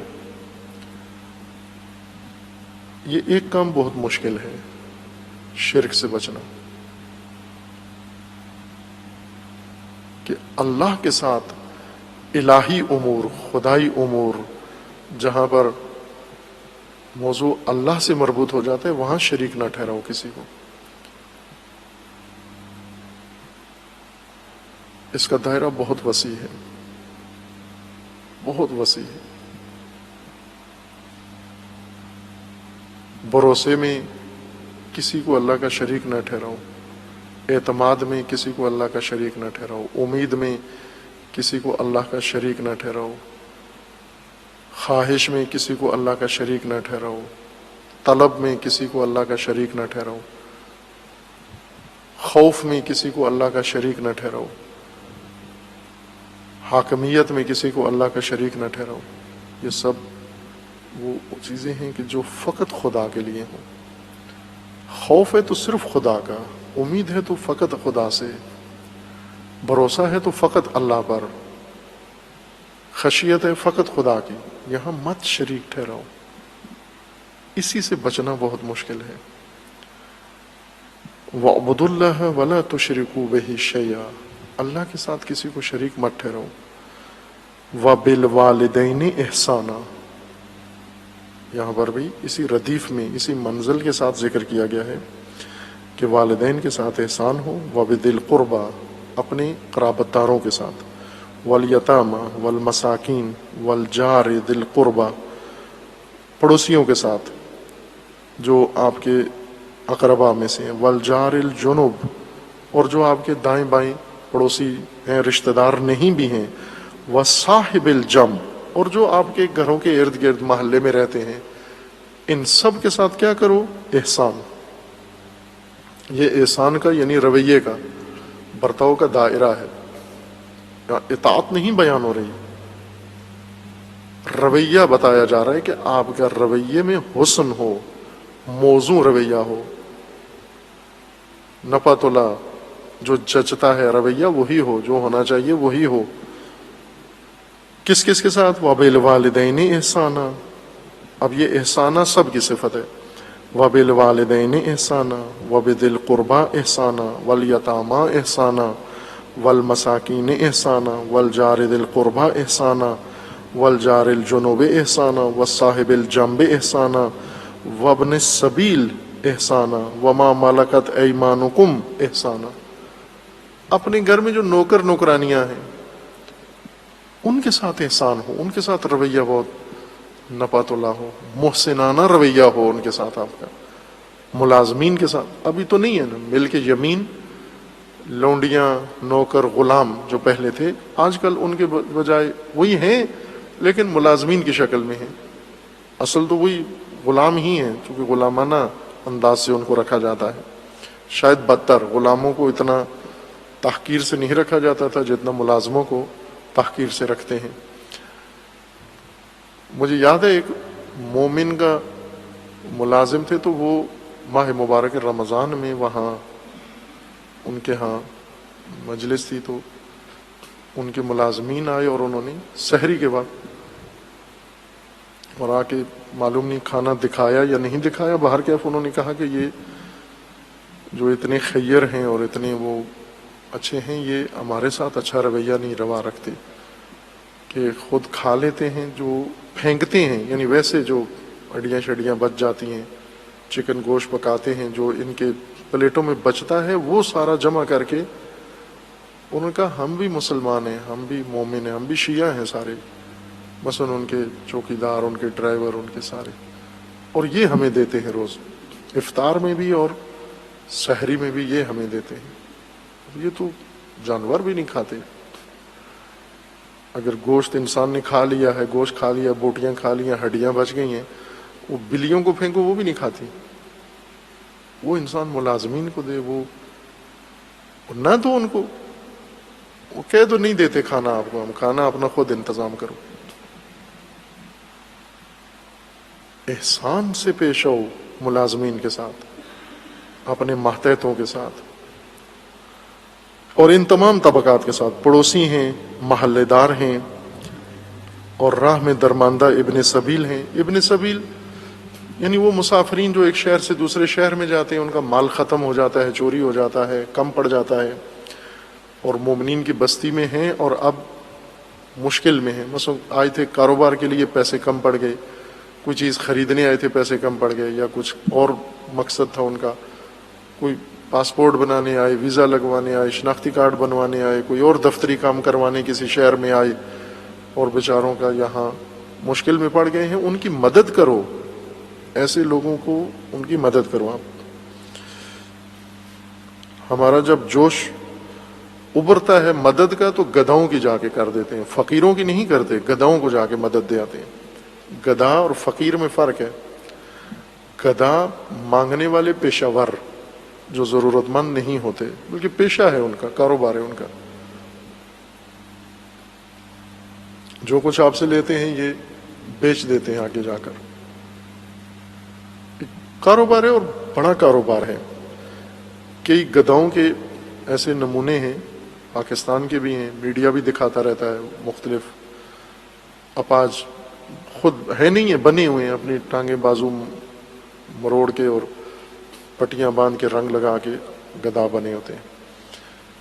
اور کئی ملکوں میں دوسرے ممالک کے بھی قصے واقعات ہیں جو میڈیا میں بھی دکھائے گئے ہیں کہ مثلا گدھا ہے، اسے ایک سرکاری افسر نے، اس شہر کے میئر نے گدھا کو چوک پہ دیکھا، اسے مانگنے آیا اس کی گاڑی میں. تو اس نے پوچھا بھی کیوں مانگتے ہو؟ اس نے کہا اس طرح ضرورت مند ہوں، مریض ہوں، فلاں فلاں بیماری ہے، بچے اتنے ہیں، نادار ہوں. تو اس نے اسے کہا کہ ٹھیک ہے، آپ اگر اتنے ضرورت مند ہو تو میں اس شہر کا میئر ہوں، آپ میرے ساتھ ہو، میں آپ کو باقاعدہ سرکاری طور پر ملازم رکھتا ہوں، جو کام آپ سے ہو سکتا ہے وہ کرو، اور آپ کو تنخواہ دیتا ہوں. کتنی ضرورت ہے آپ کی ماہانہ جس سے آپ کا ہو جائے، گزر اوقات ہو جائے. تو اس نے کہا کہ آپ بتاؤ کتنی دو گے مجھے، کتنے مثلاً. تو انہوں نے اسے ایسے ایک آزمانے کے لیے کہہ دیا کہ 50,000 روپیہ ماہانہ دوں گا میں تجھے. جو وہ ضرورتیں بتا رہا تھا کہ میری دوا دارو اور ساری چیزیں اتنی کی بنتی ہیں. تو اس نے کہا 50,000 تیرا خرچہ ہے تو میں 50,000 تیری تنخواہ لگاتا ہوں، کام میں تو آزاد ہے، جتنا کر سکتا ہے کرے گا، اور سرکاری ملازم ہو جائے گا تو. تو اس نے وہیں پر، یہ ریکارڈ ہو رہی تھی باتیں ساری، اس نے وہیں پر اس سے جواب دیا کہ میں 5 لاکھ مہینے میں گدائی سے کماتا ہوں، 5 لاکھ چھوڑ کے تیرے 50,000 کے لیے میں جا کے ادھر اپنے آپ کو پھنسا دوں. یہ وہ بات ہے جو مستند ہے کہ 5 لاکھ تو میں ماہانہ کماتا ہوں گدائی سے. کون سا کاروباری ہے، صنعت کار ہے، بزنس مین ہے جو 5 لاکھ کما لیتا ہو مثلا اتنی محنت کے بعد بھی؟ 500 روپیہ مہینے میں کما لے، بہت اکڑتے ہیں کہ ہم نے اتنا محنت کر لی. یہ 5 لاکھ کہہ رہے میں کماتا ہوں. ایک گدھا اور مر گیا اور بدبو پھیل گئی اس کے کمرے میں جہاں مرا وہ. وہاں سے انہوں نے، یہ تہران کی مثال ہے، تہران میں گدھا تھا، مر گیا تو وہ بدبو پھیلی، اہل محلہ نے شکایت کی، لوگ آئے، آ کر اس کے کمرے کو انہوں نے صاف کیا، اس کا جنازہ اٹھایا، اور جس بستر پہ وہ مرا وہ بھی چونکہ وہ متعفن ہو گیا تھا، جب وہ اٹھایا تو اس کے نیچے وہ جو رقم نکلی تھی وہ ملینز میں وہ رقم تھی. اس کی چارپائی جو تھی، وہ بستر، وہ نوٹوں کا بستر تھا. وہ نوٹ اس نے نیچے، نوٹوں کی گڑیاں، دتیاں وہ باندھی ہوئی رکھی ہوئی اوپر نیچے، تو وہ بیڈ بنایا ہوا تھا، اس کے اوپر گدا ڈالا ہوا تھا اس نے. جب اس کی لاش اٹھائی تو نیچے سے ملینز تومان نکلے وہاں سے، عمر بھر اس نے اکٹھے کیے ہوئے تھے گدائی سے فقط. گدھا اور ہیں، فقیر اور ہیں. گدھاؤں کے ساتھ نہیں کیا کہا جا رہا کہ آپ گدھاؤں کو کیا احترام کریں، فقیروں کو کہا جا رہا ہے، مسکین اور پڑوسی، محلے دار، راہوں میں مجبور ہونے والے لوگ، ملازمین آپ کے، نوکر چاکر آپ کے، ان کے ساتھ کیا کرو؟ احسانہ. وَاعْبُدُوا اللَّهَ وَبِالْوَالِدَيْنِ احسانہ، ان سب کے ساتھ احسان سے پیش آؤ. وَمَا مَلَكَ إِنَّ اللَّهَ لَا يُحِبُّ كُلَّ من کان مختالا فخورا، کہ خدا مختال اور فخور کو پسند نہیں کرتا. یہ لوگ خدا کو پسند نہیں. یہ اکڑوں جن کے اندر کچھ بھی نہیں ہے لیکن باہر بہت کچھ بنے ہوئے ہیں، یہ اللہ کو پسند نہیں. وہ بس یہاں پر بھی احسان، والدین کے ساتھ احسان کا حکم ہے.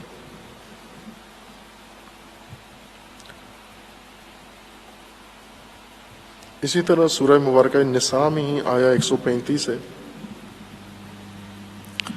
آیا 135 میں اللہ تعالیٰ کا فرمانا ہے، یا ایھا الذین آمنوا کونوا قوامین بالقسط شہداء للہ ولو علی انفسکم او الوالدین والاقربین ان یکن غنیئا او فقیرا فاللہ اولی بہما فلا تتبعوا الہوی ان تعدلوا وان تلووا او تعرضوا فان اللہ کان بما تعملون خبیرا. خوب یہاں پر بھی والدین کے بارے میں ہے کہ آپ اے مومنو، آپ قسط و عدالت پہ قائم رہو. کونوا قوامین بالقسط، عدل و انصاف پر قائم رہو ہمیشہ. اور شہداء للہ بنو، یہ عدالت چاہے تمہارے خلاف ہی کیوں نہ جاتی ہو. ولو علی انفسکم، قسط و عدل ضروری تو نہیں کہ ہمیشہ ہمارے حق میں ہی ہوتا ہو.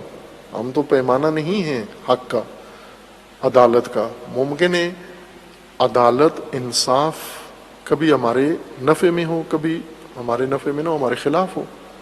اگر عدل کی بات کی جائے، مثلا کسی زمین پہ نزاع ہے، مدعی ہیں، یا کوئی اور ایسا جھگڑا ہے جس میں کسی اور کا بھی دعویٰ ہے، تو آپ عدالت کے ساتھ بات کرو. ممکن ہے عادلانہ بات کرو گے تو تمہارے اپنے بھی خلاف جا رہی ہو. یہاں پر عادل رہنا بہت مشکل ہے.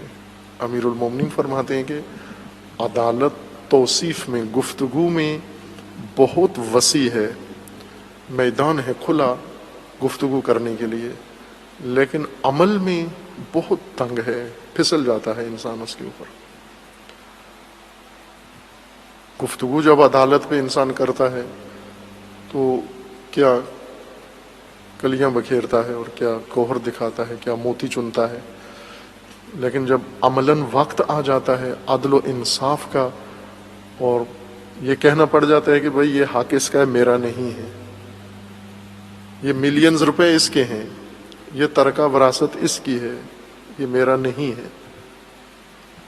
یہاں پتہ چلتا ہے کہ عدالت کس کو کہتے ہیں. اللہ تعالیٰ کا فرمان ہے کہ آپ قائم رہو عدل و انصاف کے اوپر. کونوا قوامین بالقسط، عدالت پر قائم رہو، اللہ کے شہداء رہو، گواہ رہو. ولو علی انفسکم، یہ عدل و شہادت ممکن ہے تمہارے خلاف ہی ہو. اول والدین، یا ممکن ہے تمہارے ماں باپ کے خلاف ہو. یہ عدل کی بات کر دو. یہاں نہ کہو کہ جی ماں باپ، قرآن نے اتنا مقام ذکر کیا، اب میں ماں باپ کے خلاف کیسے گواہی دوں. اور یہ روز ہر گھر میں پیش آتا ہے، ہر گھر کا مسئلہ ہے یہ. چونکہ ہر گھر میں ساس اور بہو ہیں، ساس ماں ہے، بہو بیوی ہے، بیچ میں مرد ہے، اور اس کو روز اس جنگ میں فیصلہ کرنا ہوتا ہے. کبھی حق بجانب ماں ہوتی ہے، کبھی حق بجانب بیوی ہوتی ہے. لیکن کرتا ہے یہ، کہتا ہے ماں کو کہ آپ غلط بات کر رہی ہو. بے شک کہہ دو، آپ اگر ماں کی غلطی ہے تو کہہ دو آپ غلط ہیں، زوجہ کی غلطی ہے کہہ دو آپ غلط ہیں.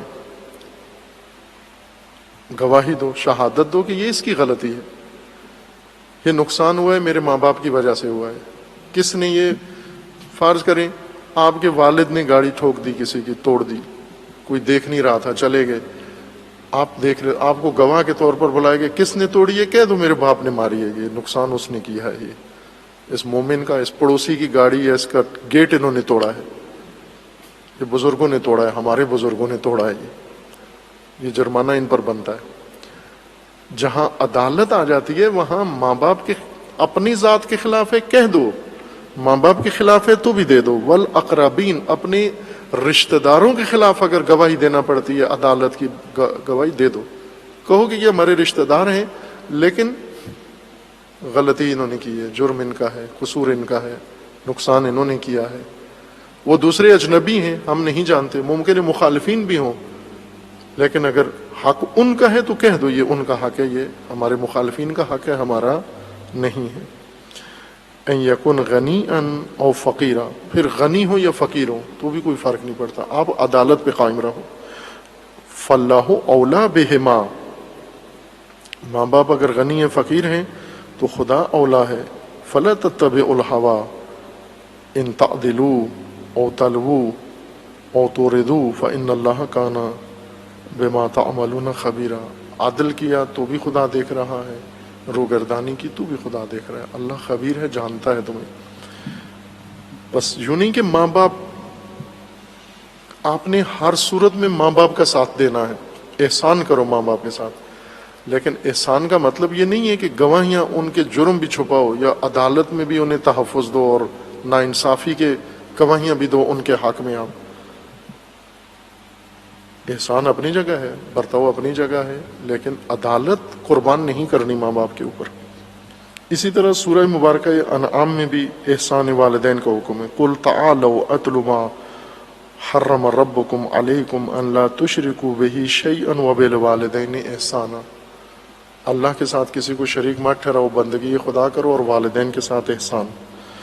وقضى ربک، سورہ اسراء میں ہے، وقضى ربک ان لا تعبدوا الا ایاہ وبالوالدین احسانا، تمہارے رب کا فیصلہ یہ ہے کہ بندگی اللہ کی کرو اور والدین کے ساتھ احسان سے پیش ہو۔ خوب، یہ وہ امور ہیں جہاں پر اللہ تعالیٰ نے حکم دیا ہے۔ اسی طرح سورہ لقمان میں خداوند تبارک و تعالیٰ کا فرمانا ہے والدین کے متعلق، انبیاء کی زبانی بعض خاص واقعات کے اندر والدین کا مقام ہے، جیسے حضرت لقمان کا ذکر میں ہے، حضرت عیسیٰ علیہ السلام کے ذکر میں ہے، وقد ان اشکر علی والدیک الی المصیر وبرم بوالدیہ، حضرت عیسیٰ علیہ السلام کے بارے میں ہے کہ وہ بر ہے اپنے والدین کے ساتھ۔ ووصینا الانسان بوالدیہ حسنا، سورہ عنکبوت میں ہے، والدین کے متعلق انسان کو وصیت اللہ نے کی ہے کہ ان سے احسان کریں۔ والذی قال لوالدیہ اف لکما، جو اپنے والدین کو اف کہتے ہیں ان کی مذمت کی گئی ہے، سرزنش کی گئی ہے، اور نہ ہی کی گئی ہے کہ خبردار والدین کو اف تک مت کہو۔ اگر ایک یا دونوں بوڑھے ہو گئے ہیں تمہاری زندگیوں میں اور اب اذیت کرتے ہیں، تنگ کرتے ہیں، چونکہ جب بڑھاپے میں پہنچ جاتے ہیں تو عموماً مزاج ان کا اس طرح کا ہو جاتا ہے، بے جا قسم کی توقعات ہوتی ہیں، بے جا قسم کے مطالبات ہوتے ہیں ان کے، تنگ نہ پڑو، اف نہ کہو۔ اف سے مراد یعنی دل نہ دکھاؤ ان کا۔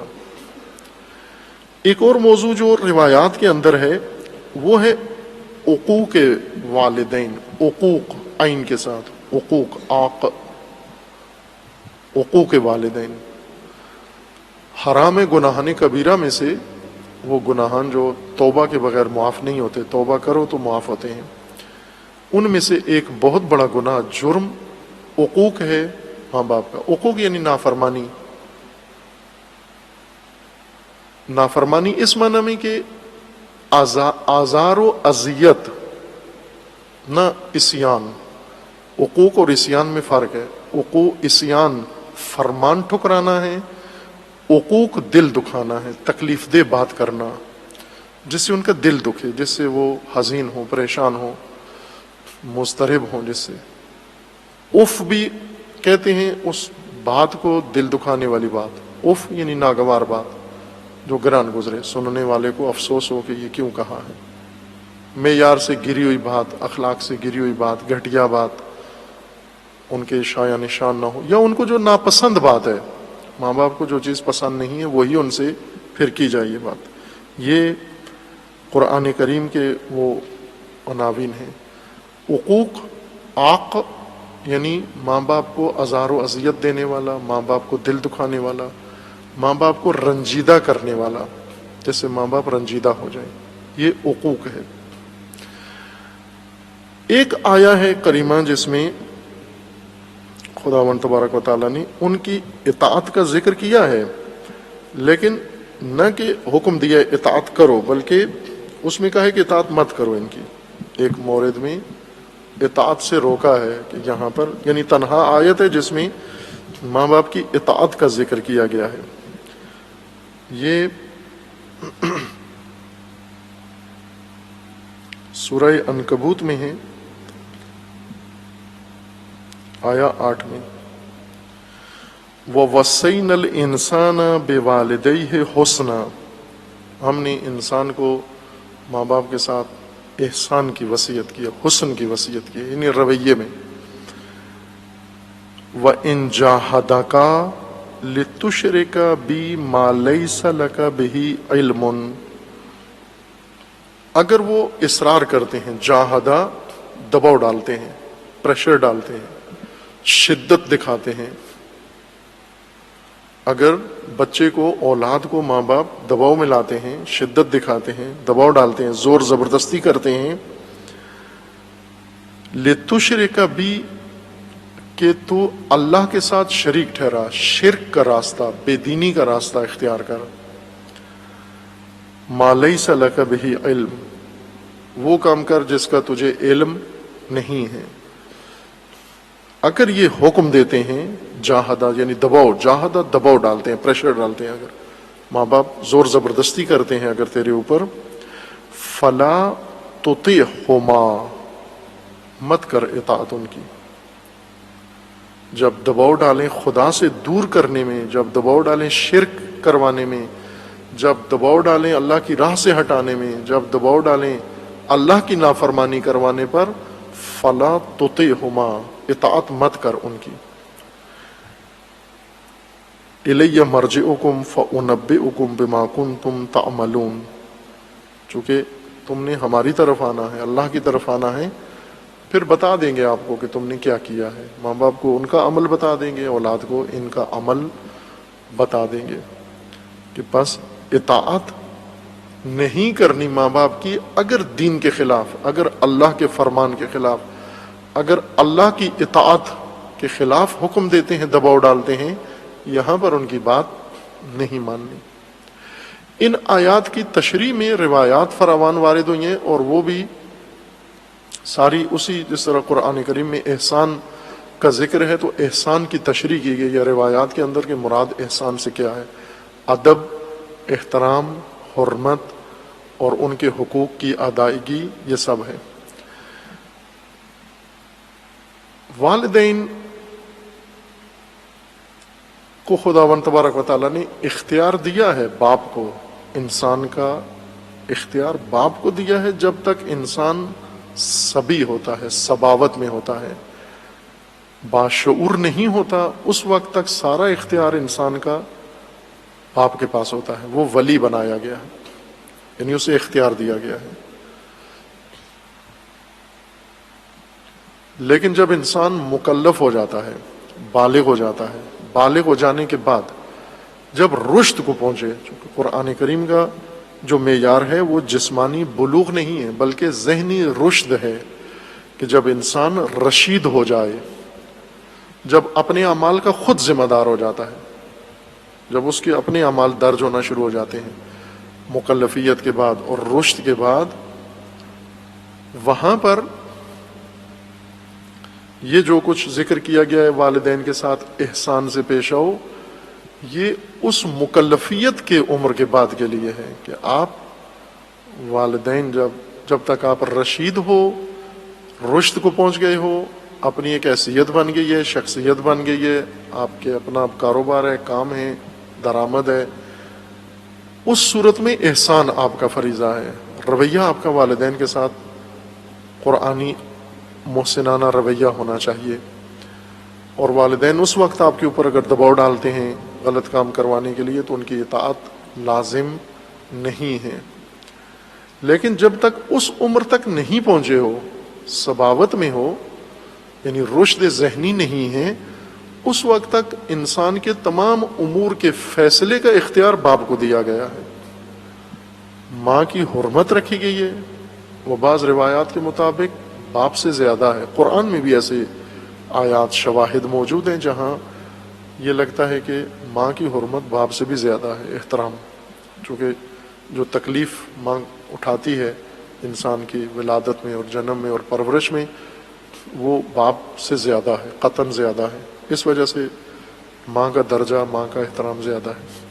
لیکن اختیار انسان کا رشد سے پہلے یہ باپ کو دیا گیا، باپ ولی ہے۔ لیکن جب انسان خود اپنے اعمال کا ذمہ دار ہو جاتا ہے، پھر حکم ہے احسان کا، پھر رویہ اپنا درست کرو والدین کے ساتھ۔ چونکہ جب آپ بڑے ہو گئے ہو تو وہ یقیناً بوڑھے ہو گئے ہیں، جب آپ چھوٹے ہو وہ جوان ہیں، اس وقت آپ کے امور، آپ کے اختیارات ان کے پاس ہیں، فیصلے وہ کریں گے، اس وقت آپ نے ان کی اطاعت کرنی ہے۔ لیکن اس وقت آپ مکلف نہیں ہیں۔ جب آپ نے ان کی اطاعت کرنی ہے، فرمان انہوں نے دینے، ولی ہیں وہ، اس وقت آپ مکلف نہیں ہیں، اس وقت اللہ کے فرامین کے بھی مکلف نہیں ہیں۔ اللہ تعالیٰ نے جتنے انسان کو احکام دیے ہیں، حکم فرامین دیے ہیں، غیر مکلف کے لیے تو نہیں ہے، مکلفین کے لیے ہیں وہ سارے۔ اس وقت تو اللہ نے بھی اس کو مستثنا رکھا ہوا ہے کہ برفرض اگر یہ فرمان سمجھتا ہی نہیں ہے، رشید نہیں ہے، رشد نہیں ہے اس کے اندر، تو اختیار اس کا ولی کے پاس ہے۔ اور اس نے جو غلطیاں کی ہیں وہ گناہ شمار نہیں ہوتے، اس نے جو نیکیاں کی ہیں وہ اطاعت شمار نہیں ہوتی، وہ اس کے ولی کی نیکیاں شمار ہوں گی۔ اگر وہ بچے سے کوئی اچھا کام کرواتا ہے تو وہ ولی کے کھاتے میں درج ہوتا جاتا ہے، اگر بچے سے غلط کام کرواتا ہے تو وہ ولی کے گناہ شمار ہوتے ہیں کہ تیرے اختیار میں ہے یہ بچہ۔ جب انسان ماں باپ کو حق ہے ولایت و فرمان کا، اس وقت تک انسان بالغ نہیں ہے۔ لیکن جب رشید ہو جاتا ہے اس وقت انسان اپنے اعمال کا خود ذمہ دار ہے، ماں باپ نہیں ہے ذمہ دار۔ اور ماں باپ کے کہنے پہ بھی جو کرے گا ان کا بھی خود ذمہ دار ہے، ان کے بھی ماں باپ ذمہ دار نہیں ہے۔ مثلا ماں باپ کے کہنے پہ اس نے کر دیا، کوئی فیصلہ کر لیا، خود ذمہ دار۔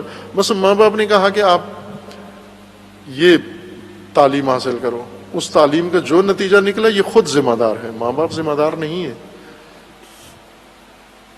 اگر ماں باپ نے کوئی اچھا کام کروا دیا اس کا اجر ماں باپ کو ملے گا یقیناً، لیکن اگر ماں باپ نے اسے کہا یہ غلط کام کرو اور اس نے بھی کر دیا، یہ گناہ ماں باپ کا نہیں ہوگا، یہ اس کا اپنا ہوگا، چونکہ رشید ہے، بالغ ہے، مکلف ہے۔ اب یہ ایسے ہی ہے جیسے کوئی پڑوسی اس کو کہے اٹھو یہ غلط کام کرو، یہ اٹھ کے کر دے، اور پھر پڑوسی کی گردن میں ڈالے کس نے کروایا تھا، اس نے تو، اس کا مطیع تو نہیں تھا، فرمان بردار کس نے کہا تھا کہ اس کے ہر کام کی، بلکہ جہاں پر شائبہ ہے وہاں پر اللہ تعالیٰ نے فرمایا فلا تطعہما،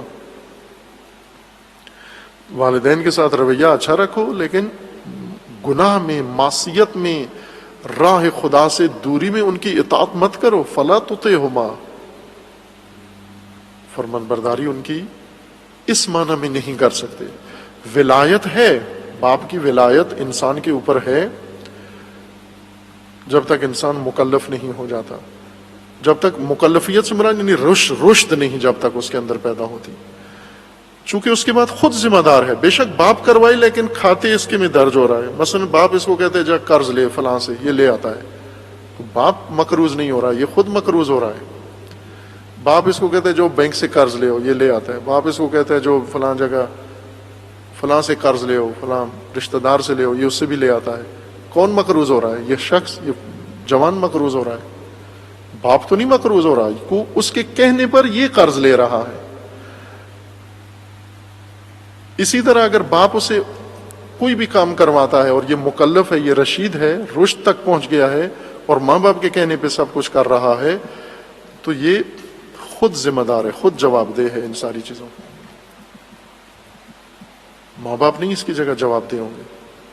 مکلفیت سے پہلے اس نے جتنے غلط کام کیے ہیں وہ ماں باپ ذمہ دار ہیں، اگر انہوں نے کروائے ہیں۔ اس سے مکلفیت و رشد سے پہلے کرواتے ہیں نابالغ بچوں سے اور غیر رشید بچوں سے ماں باپ۔ حجاب، ماں باپ لباس لے کر آتے ہیں، ان کو بے حیائی کا لباس ماں باپ پہناتے ہیں، عریانی ماں باپ ان کو سکھاتے ہیں۔ بچے پیدائشی طور پر تو نہیں ہوتے، ماں باپ سے سیکھتے ہیں سب۔ جوان لڑکیاں ہیں، ماں باپ سے سیکھتی ہیں سارا، یہ خود ان کو سارا کچھ لا کے دیتے ہیں۔ ان جرائم کے مرتکب ہوتے ہیں ماں باپ، لیکن مکلفیت کے بعد خود انسان اس کا مرتکب ہوتا ہے.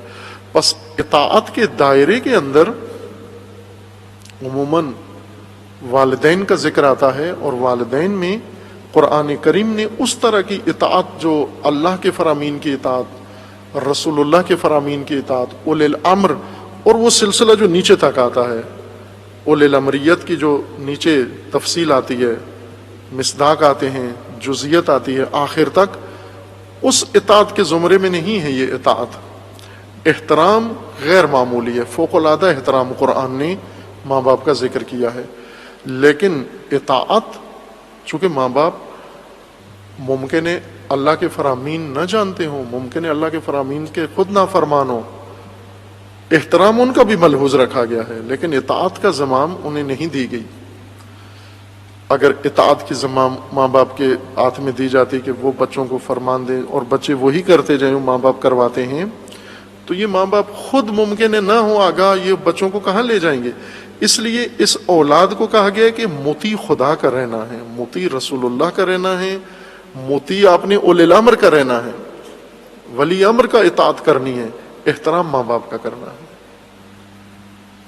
جب رشد پہنچ جاؤ، کس کی، مثلا ایک جوان کس کی اطاعت کرے؟ ماں باپ کی. جواز چاہیے ماں باپ کی اطاعت کے لیے. ماں باپ کہتے ہیں یہ کام کرو، ماں باپ بے دین بنا دیتے ہیں، ماں باپ غلط جگہوں پر لے جاتے ہیں. اطاعت فقط اللہ کی کرنی ہے، اطاعت رسول اللہ کی کرنی ہے، اطاعت اولی الامر کی کرنی ہے. اطاعت اس کی کرنی ہے جسے اللہ نے منسوب کیا ہے کہ اس کی اطاعت کرو، بھلے وہاں احترام کرنا ہے آپ نے. اس آیہ کریمہ سے بعض نے یہ کہا ہے کہ فلا تطعہما، اس کے مفہوم سے استفادہ کیا ہے بعضوں نے. اطاعت کا مفہوم ایک خاص علمی اصطلاح ہے، مفہوم عرفی اصطلاح بھی ہے، مشترک لفظی ہے. خود لفظ مفہوم، مفہوم یعنی جو سمجھ میں آئے، سمجھ میں آئی ہوئی چیز کو مفہوم کہتے ہیں. بات کرتے ہوئے جو کچھ انسان سمجھ رہا ہے یہ مفہوم ہے.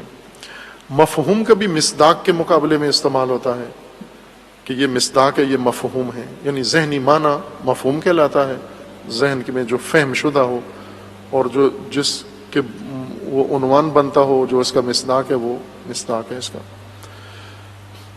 مفہوم کی ایک اصطلاح علماء استعمال کرتے ہیں، یہ طلبہ جانتے ہیں. منطوق اور مفہوم دو اصطلاحیں ہیں، منطوق، مفہوم. اور یہ ہر زبان کا قاعدہ ہے، اصطلاحیں عربی کی ہیں لیکن قانون عام ہے، ہر زبان کے اندر یہ قانون رائج ہے. عموماً اردو کی ہی مثال دے کے سمجھا سکتے ہیں، ہر زبان کی مثال ہے یہ کہ آپ اگر کوئی شخص آپ سے بات کر رہا ہے اور اس نے مشروط بات کی ہے آپ سے کہ اگر آپ مثلا 12 بجے آ جائیں تو میں آپ سے ملوں گا. عام روزمرہ ہم اس طرح کی گفتگو محاورتاً ہر آدمی کر رہا ہوتا ہے. اگر 12 بجے آئے تو میں آپ سے ملوں گا، اگر آپ مجھے فون کیا تو میں آپ کو بتا دوں گا، اگر آپ نے مانگا تو میں آپ کو دے دوں گا، آپ کو ضرورت پڑی تو میں آپ کو قرض دے دوں گا. اس طرح کی باتیں اگر کے ساتھ مشروط کر کے، کسی شرط کے ساتھ مشروط کرتے ہیں کہ اگر یہ ہو گیا تو میں یہ کام اپنے ذمہ لیتا ہوں، کروں گا. اب اس نے جو جملہ بولا ہے منہ سے وہ یہی ہے، جو منہ سے اس کے صدا نکلی ہے، جملہ نکلا ہے، اس کو منطوق کہتے ہیں. یہ نطق ہے، یہ بولی ہوئی بات ہے، کہی ہوئی بات ہے. لیکن اسی میں ایک اور چیز بھی پوشیدہ ہے جس کو اس کا مفہوم کہتے ہیں. یعنی آپ نے دو باتیں کی ہیں. شرطیہ جملہ جو بولتا ہے وہ ایک بات نہیں کرتا، دو باتیں کرتا ہے. ایک بات یہ کرتا ہے کہ یہ شرط پوری ہو گئی تو میں یہ کام کروں گا. دوسرا جملہ جو اس نے بولا نہیں ہے لیکن ہے اس کے ارادے میں ہے اور سمجھا جاتا ہے، وہ یہ کہ اگر یہ کام نہ ہوا، اگر آپ 12 بجے نہ آئے پھر نہیں بتاؤں گا، اگر آپ نے وقت پہ پیسے نہ دیے یہ چیز نہیں ملے گی، اگر آپ نے یہ کام نہ کیا، جو شرط پوری نہ کی، تو پھر یہ کام بھی نہیں ہوگا، مشروط بھی نہیں ہوگا. عموماً جو جملہ ادا کیا جاتا ہے وہ یہ شرط ہی بیان کی جاتی ہے، لیکن اگر یہ شرط نہ پوری ہوئی تو پھر کیا ہوگا؟ اسے کہا نہیں جاتا. لیکن سمجھا جاتا ہے، وہ ایک بات کے طور پر مانا جاتا ہے کہ یہ بھی اس نے کہا تھا، چونکہ مشروط بات کی تھی۔ مشروط کا مطلب یہ ہوتا ہے کہ شرط پوری ہوئی تو یوں، شرط نہ ہوئی تو ایسے ہوگا، بس یہ دو باتیں موجود ہوتی ہیں۔ یہاں یہی ہے، ان جاہدک لتشرک بی ما لیس لک بہ علم، اگر، یہاں شرط ہے، اگر والدین زور لگائیں، پریشر ڈالیں، دباؤ ڈالیں آپ پر کہ آپ اللہ کے ساتھ کسی کو شریک ٹھہراؤ،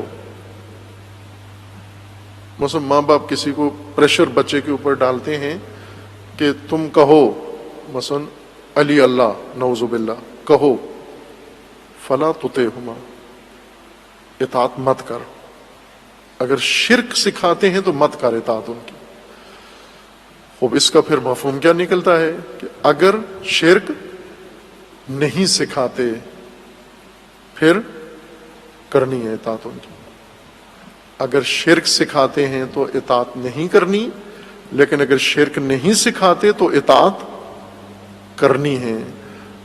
بعض نے یہ کوشش کی ہے کہ اس مفہوم سے اطاعت والدین بھی استفادہ کریں، کہ والدین کی اطاعت، احترام تو ثابت ہے، اس میں کوئی شک و شبہ نہیں ہے، اور عقوق، رنجیدہ کرنا ان کو، دل دکھانا، اس کی حرمت بھی بالکل ثابت ہے، مسلم ہے، بس اطاعت میں ہو رہی ہے۔ احترام الگ چیز ہے، عقوق الگ ہیں، وہ حقوق الگ ہیں۔ یہاں ایک تیسری چیز زیر بحث ہے اور وہ اطاعت ہے۔ اطاعت کے لیے تنہا یہی آیا ہے، اور اس کا مفہوم ہے کہ اگر ماں باپ شرک کرواتے ہیں تو مت کرو اطاعت ان کی۔ بس اس کا مطلب یہ ہے کہ اگر شرک نہیں کرواتے، شرک کے بغیر کوئی حکم ہے، تو پھر اطاعت لازم ہے ان کی۔ خوب، اب یہاں تھوڑی طالب علمانہ بحث بن جاتی ہے کہ وہ ثابت نہیں ہوتا، یہاں پر اطاعت ثابت نہیں ہوتی، چونکہ آیہ کریمہ اطاعت والدین نہیں بیان کر رہی کہ اطاعت والدین کرنی ہے، اگر شرک نہ ہو تو اطاعت کرنی ہے، شرک ہوا تو اطاعت نہیں کرنی، بلکہ آیہ کریمہ یہاں پر یہ مطلب بیان فرما رہی ہے کہ شرک وہ امر ہے کہ ماں باپ دباؤ بھی ڈالیں اگر، تو بھی نہیں کر سکتے آپ۔ کوئی مجوز شرک کے لیے نہیں ہے کسی انسان کے پاس، یہ نہیں کہہ سکتا میرے ماں باپ نے کروا دیا تھا مجھ سے۔ اب نہ مانو شرک ان کا، بے دینی کی بات نہ مانو ان کی، احترام ان کا کرو۔ حتیٰ روایات میں کہ کافر ہیں والدین، فاسق فاجر ہیں، تو بھی احترام کرو، ان کا بھی دل نہ دکھاؤ، لیکن اطاعت اس سے اس معنی میں ثابت نہیں ہوتی کہ آپ۔ ایک استدلال علماء نے یہ کیا ہے کہ والدین اگر کسی کو، چونکہ والدین کا عقوق حرام ہے، عقوق یعنی رنجیدہ کرنا، دل دکھانا، ان کا دل دکھانا حرام ہے۔ اگر ماں باپ حکم دیتے ہیں اور بچہ نہیں مانتا تو ان کا دل دکھتا ہے، اور دل دکھانا حرام ہے، بس اس وجہ سے حکم ماننا لازم ہو جاتا ہے کہ اگر ماں باپ کوئی چیز کہتے ہیں اور انسان انجام نہیں دیتا تو دل دکھتا ہے ان کا۔ کوئی ایسے والدین نہیں ہیں جو خوش ہوتے ہوں، وہ بچوں کو کچھ کام کہیں، بچے نہ کریں تو وہ خوش ہوتے ہوں، سب کا دل دکھتا ہے کہ کیوں نہیں کیا انہوں نے، میری بات کیوں نہیں مانی۔ اس سے استدلال کیا ہے کہ چونکہ نافرمانی، ان کی بات نہ ماننا ان کے دل دکھنے کا باعث ہے، اور دل دکھنا مسلم حرام ہے، تکلیف پہنچانا، آزار و اذیت ان کو دینا، یہ مسلمان حرام ہے۔ بھلے یہ بات درست ہے کہ جس چیز سے ماں باپ کا دل دکھتا ہے، رنجیدگی ہوتی ہے، وہ اگر انجام دے انسان، وہ حرام ہے۔ اس میں سے ایک مصداق یہ بھی ہے کہ اگر وہ حکم دیتے ہیں کوئی اور انسان بجا نہ لائے تو ان کا دل دکھتا ہے، اور دل دکھانا حرام ہے۔ اس کی حد ہے، اگر وہ حکم دے اور نہ مانے تو اس کی حد ہے۔ وہ حد کیا ہے کہ وہ آپ کو کوئی جرم نہیں کروا رہے۔ مثلا یہ کہتے کہ بیوی کو طلاق دے دو، یہ نہیں کہتے اس کو گھر سے نکال دو، اگر یہ کہیں یہ نہیں مان سکتے۔ یوں نہیں ہے کہ چونکہ ماں باپ کا دل دکھتا ہے وہ کہتے ہیں ابھی نکالو، لات مارو بیوی کو، نکالو، وہاں کہتی ہے ورنہ میں راضی نہیں ہوں، دودھ نہیں بخشوں گی۔ یہ جرم کروا رہی ہے، یہ ظلم کروا رہی ہے، یہ گناہ کروا رہی ہے یہ ماں، اس کی بات نہیں مان سکتے آپ۔ اس کی حد ہے. ماں باپ یوں نہیں کہ مطلقہ ان کی ناراضگی ممنوع ہے. وہ یہ کہتے ہیں کہ شرک کرو، بچہ کہتے ہیں نہیں کرنا، تو ماں باپ کا دل دکھتا ہے.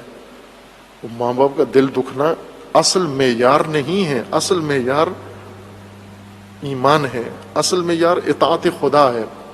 جہاں پر مخلوق کی اطاعت سے خالق کی اطاعت ترک ہونا لازم آتی ہے، وہاں یہ قانون ہے، لا طاعت للمخلوق فی معصیت الخالق. مخلوق اگر اطاعت کروائے اور اس سے خالق کی معصیت لازم آتی ہو، یہاں حق اطاعت اٹھا لیا جاتا ہے. بلے اس دلیل سے کہ ماں باپ کا فرمان اگر نہ مانے ہم، تو اس صورت میں ان کا دل دکھتے اور دل دکھانا حرام ہے، پس ان کا حکم ماننا لازم ہو جاتا ہے، واجب. بلے یہ ہے، لیکن یہاں قید ہے، یہاں حد ہے، مطلق نہیں ہے یہ ناراضگی کی وجہ سے حکم ماننا. اس کی شرط یہ ہے کہ اس سے معصیت خالق نہ لازم آتی ہو، اس سے وہ دین سے نہ دور کرتے ہوں، اس سے اللہ سے اولاد کو دور نہ کرتے ہوں. اگر اللہ سے دور کرتے ہیں پھر نہ مانو، فلا تطعہما، ناراض ہوتے ہیں، کوئی حرج نہیں ہے. ماں باپ کی ناراضگی، اگر انسان گناہ ترک کرے اور ماں باپ ناراض ہوتے ہیں، ان ماں باپ کی ناراضگی میں کوئی حرج نہیں ہے. یہاں انسان مجرم نہیں ہوتا جہاں وہ معصیت خالق کروانا چاہتے ہیں اور انسان نہیں مانتا ان کی بات. بس یہ اطاعت ثانوی ایک دلیل کے ذریعے سے ہوتی ہے. یعنی اصل جو چیز ہے وہ ماں باپ کا احترام ہے، ماں باپ کی حرمت ہے، ماں باپ کی دل آزاری کی حرمت ہے. حرام ہے دل آزاری.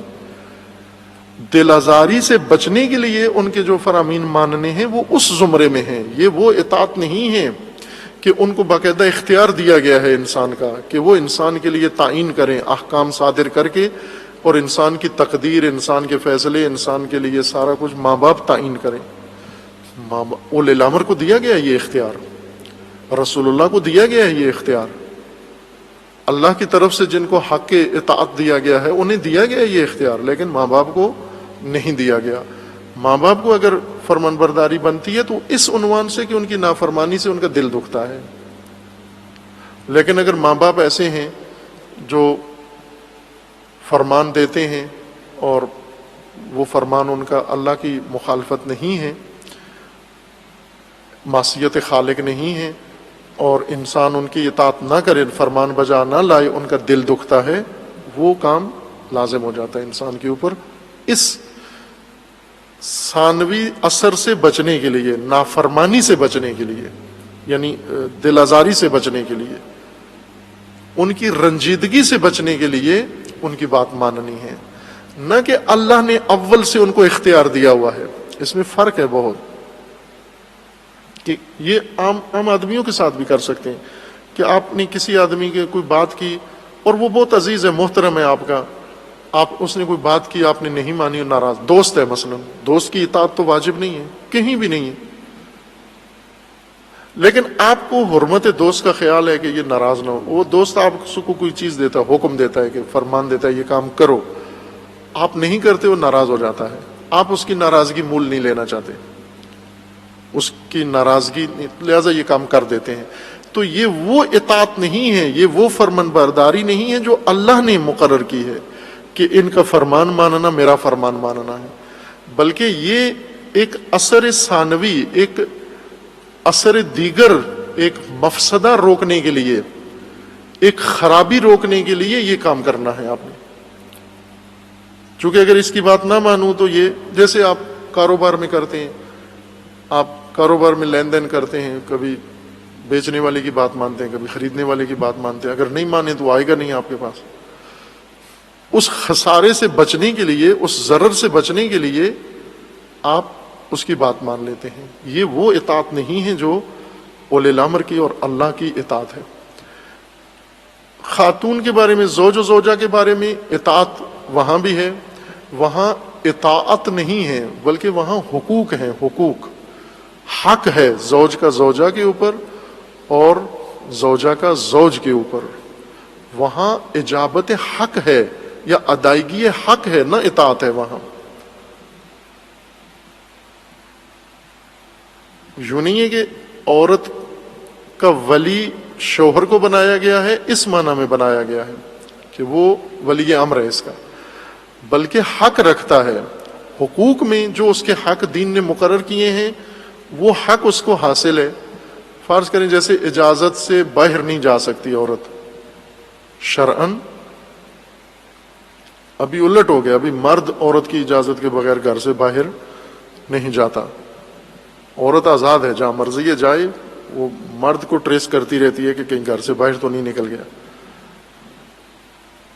یہ حق ہے مرد کا، یہ حقوق ہیں جو پہلے کہا تھا کہ عموماً بحث نہیں ہوتی، حقوق کی بحث احکام کی ہوتی ہے، حقوق وہیں ضمناً ہی کسی جگہ تذکرے میں آ جاتے ہیں، لیکن ایک مستقل بحث کے طور پر ان کو نہیں کیا جاتا۔ وہاں بھی حق کی ادائیگی اطاعت کہلائے گی۔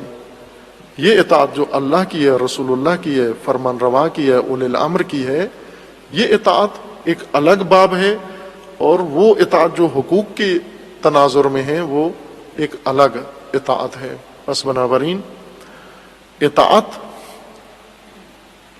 فرامین دین کے زمرے میں ہے، جہاں دین کے فرامین ہیں، یعنی آئین کے ساتھ مختص ہے اطاعت۔ آئین کے علاوہ باقی معاشرت کے اندر، روابط کے اندر، لین دین کے اندر، رویوں کے اندر، یہاں بھی آپ نے بہت ساروں نے ایک دوسرے کی باتیں ماننی ہیں، لیکن وہ یہ آئین کے حصہ نہیں ہیں، آئینی شک نہیں ہے، وہ آپ کے آداب معاشرت میں ہیں یا حقوق میں سے ہیں یا کسی عنوان ثانوی کے تحت آپ ایک دوسرے کے احکامات تعمیل کریں گے۔ یوں نہیں ہے کہ اللہ نے یہ احکامات کا حق بعضوں کو دے دیا، مثلا گاہک کو اللہ نے حق دے دیا ہے حکم دینے کا کہ وہ دکاندار کو حکم دے، یا دکاندار کو اللہ نے حق دے دیا۔ دوست ہیں، دو دوست ہیں، اگر وہ ایک دوسرے کی بات مانتے ہیں تو یوں نہیں ہے کہ یہ ولایت اللہ نے ان کے لیے مقرر کر دیا، اطاعت کا حق اللہ نے ان کے لیے رکھ لیا ہے۔ آئین کا حصہ ہے یہ بھی، کہ یہ بھی آئین کے اندر درج کر دیا گیا ہے، وہ آئینی دستوری اطاعت ہے، اور مختص دستورات کے ساتھ، مختص آئین کے ساتھ، مختص فرامین کے ساتھ وہ اطاعت جو خداوند تبارک و تعالیٰ نے بیان فرمائی ہے۔ یہ اطاعت جو ثانوی عناوین کے ذریعے سے عائد ہوتی ہے انسان کے اوپر، جیسے ماں باپ کی اطاعت یا بیوی کے لیے شوہر کی اطاعت، یہ دیگر ثانوی عناوین کا نتیجہ ہے جو بعض مفاسد سے بچنے کے لیے یا مصلحت کے لیے یا کسی اور عنوان کے تحت اس کا ذکر ہوا ہے۔ خوب، اب وہ مرحلہ شروع ہو جاتا ہے بحث کا کہ جن کی اطاعت نہیں کرنی، انسان کرتا ہے اور قرآن نے روکا ہے، نہیں کرنی ان کی اطاعت، کہ سب مبتلا ہیں، اور وہ فہرست بیان کریں گے کہ جس میں خداوند تبارک و تعالیٰ نے نہیں کرنی۔ عوام کی اطاعت نہیں کرنی، فلا تتبع احواءہم، احواء الناس، فلا تتبع احواء الناس، لوگوں کی اتباع نہیں کرنی، جمہور کی اتباع نہیں کرنی، طواغیت کی اتباع نہیں کرنی، سرداروں نوابوں کی، وڈیروں کی اتباع نہیں کرنی۔ یہ سب صراحت ہے، قرآن کریم کی نصوص ہیں، نص ہے ان کے اوپر، ان کی اطاعت نہیں کرنی، ظالم کی اطاعت نہیں کرنی، اسراف کرنے والوں کی اطاعت نہیں کرنی، بغاوت کرنے والوں کی اطاعت نہیں کرنی، یہ ممنوع اطاعت ہے۔ اسے انشاءاللہ بعد میں پیش کریں گے۔ صلی اللہ علیہ محمد وآلہ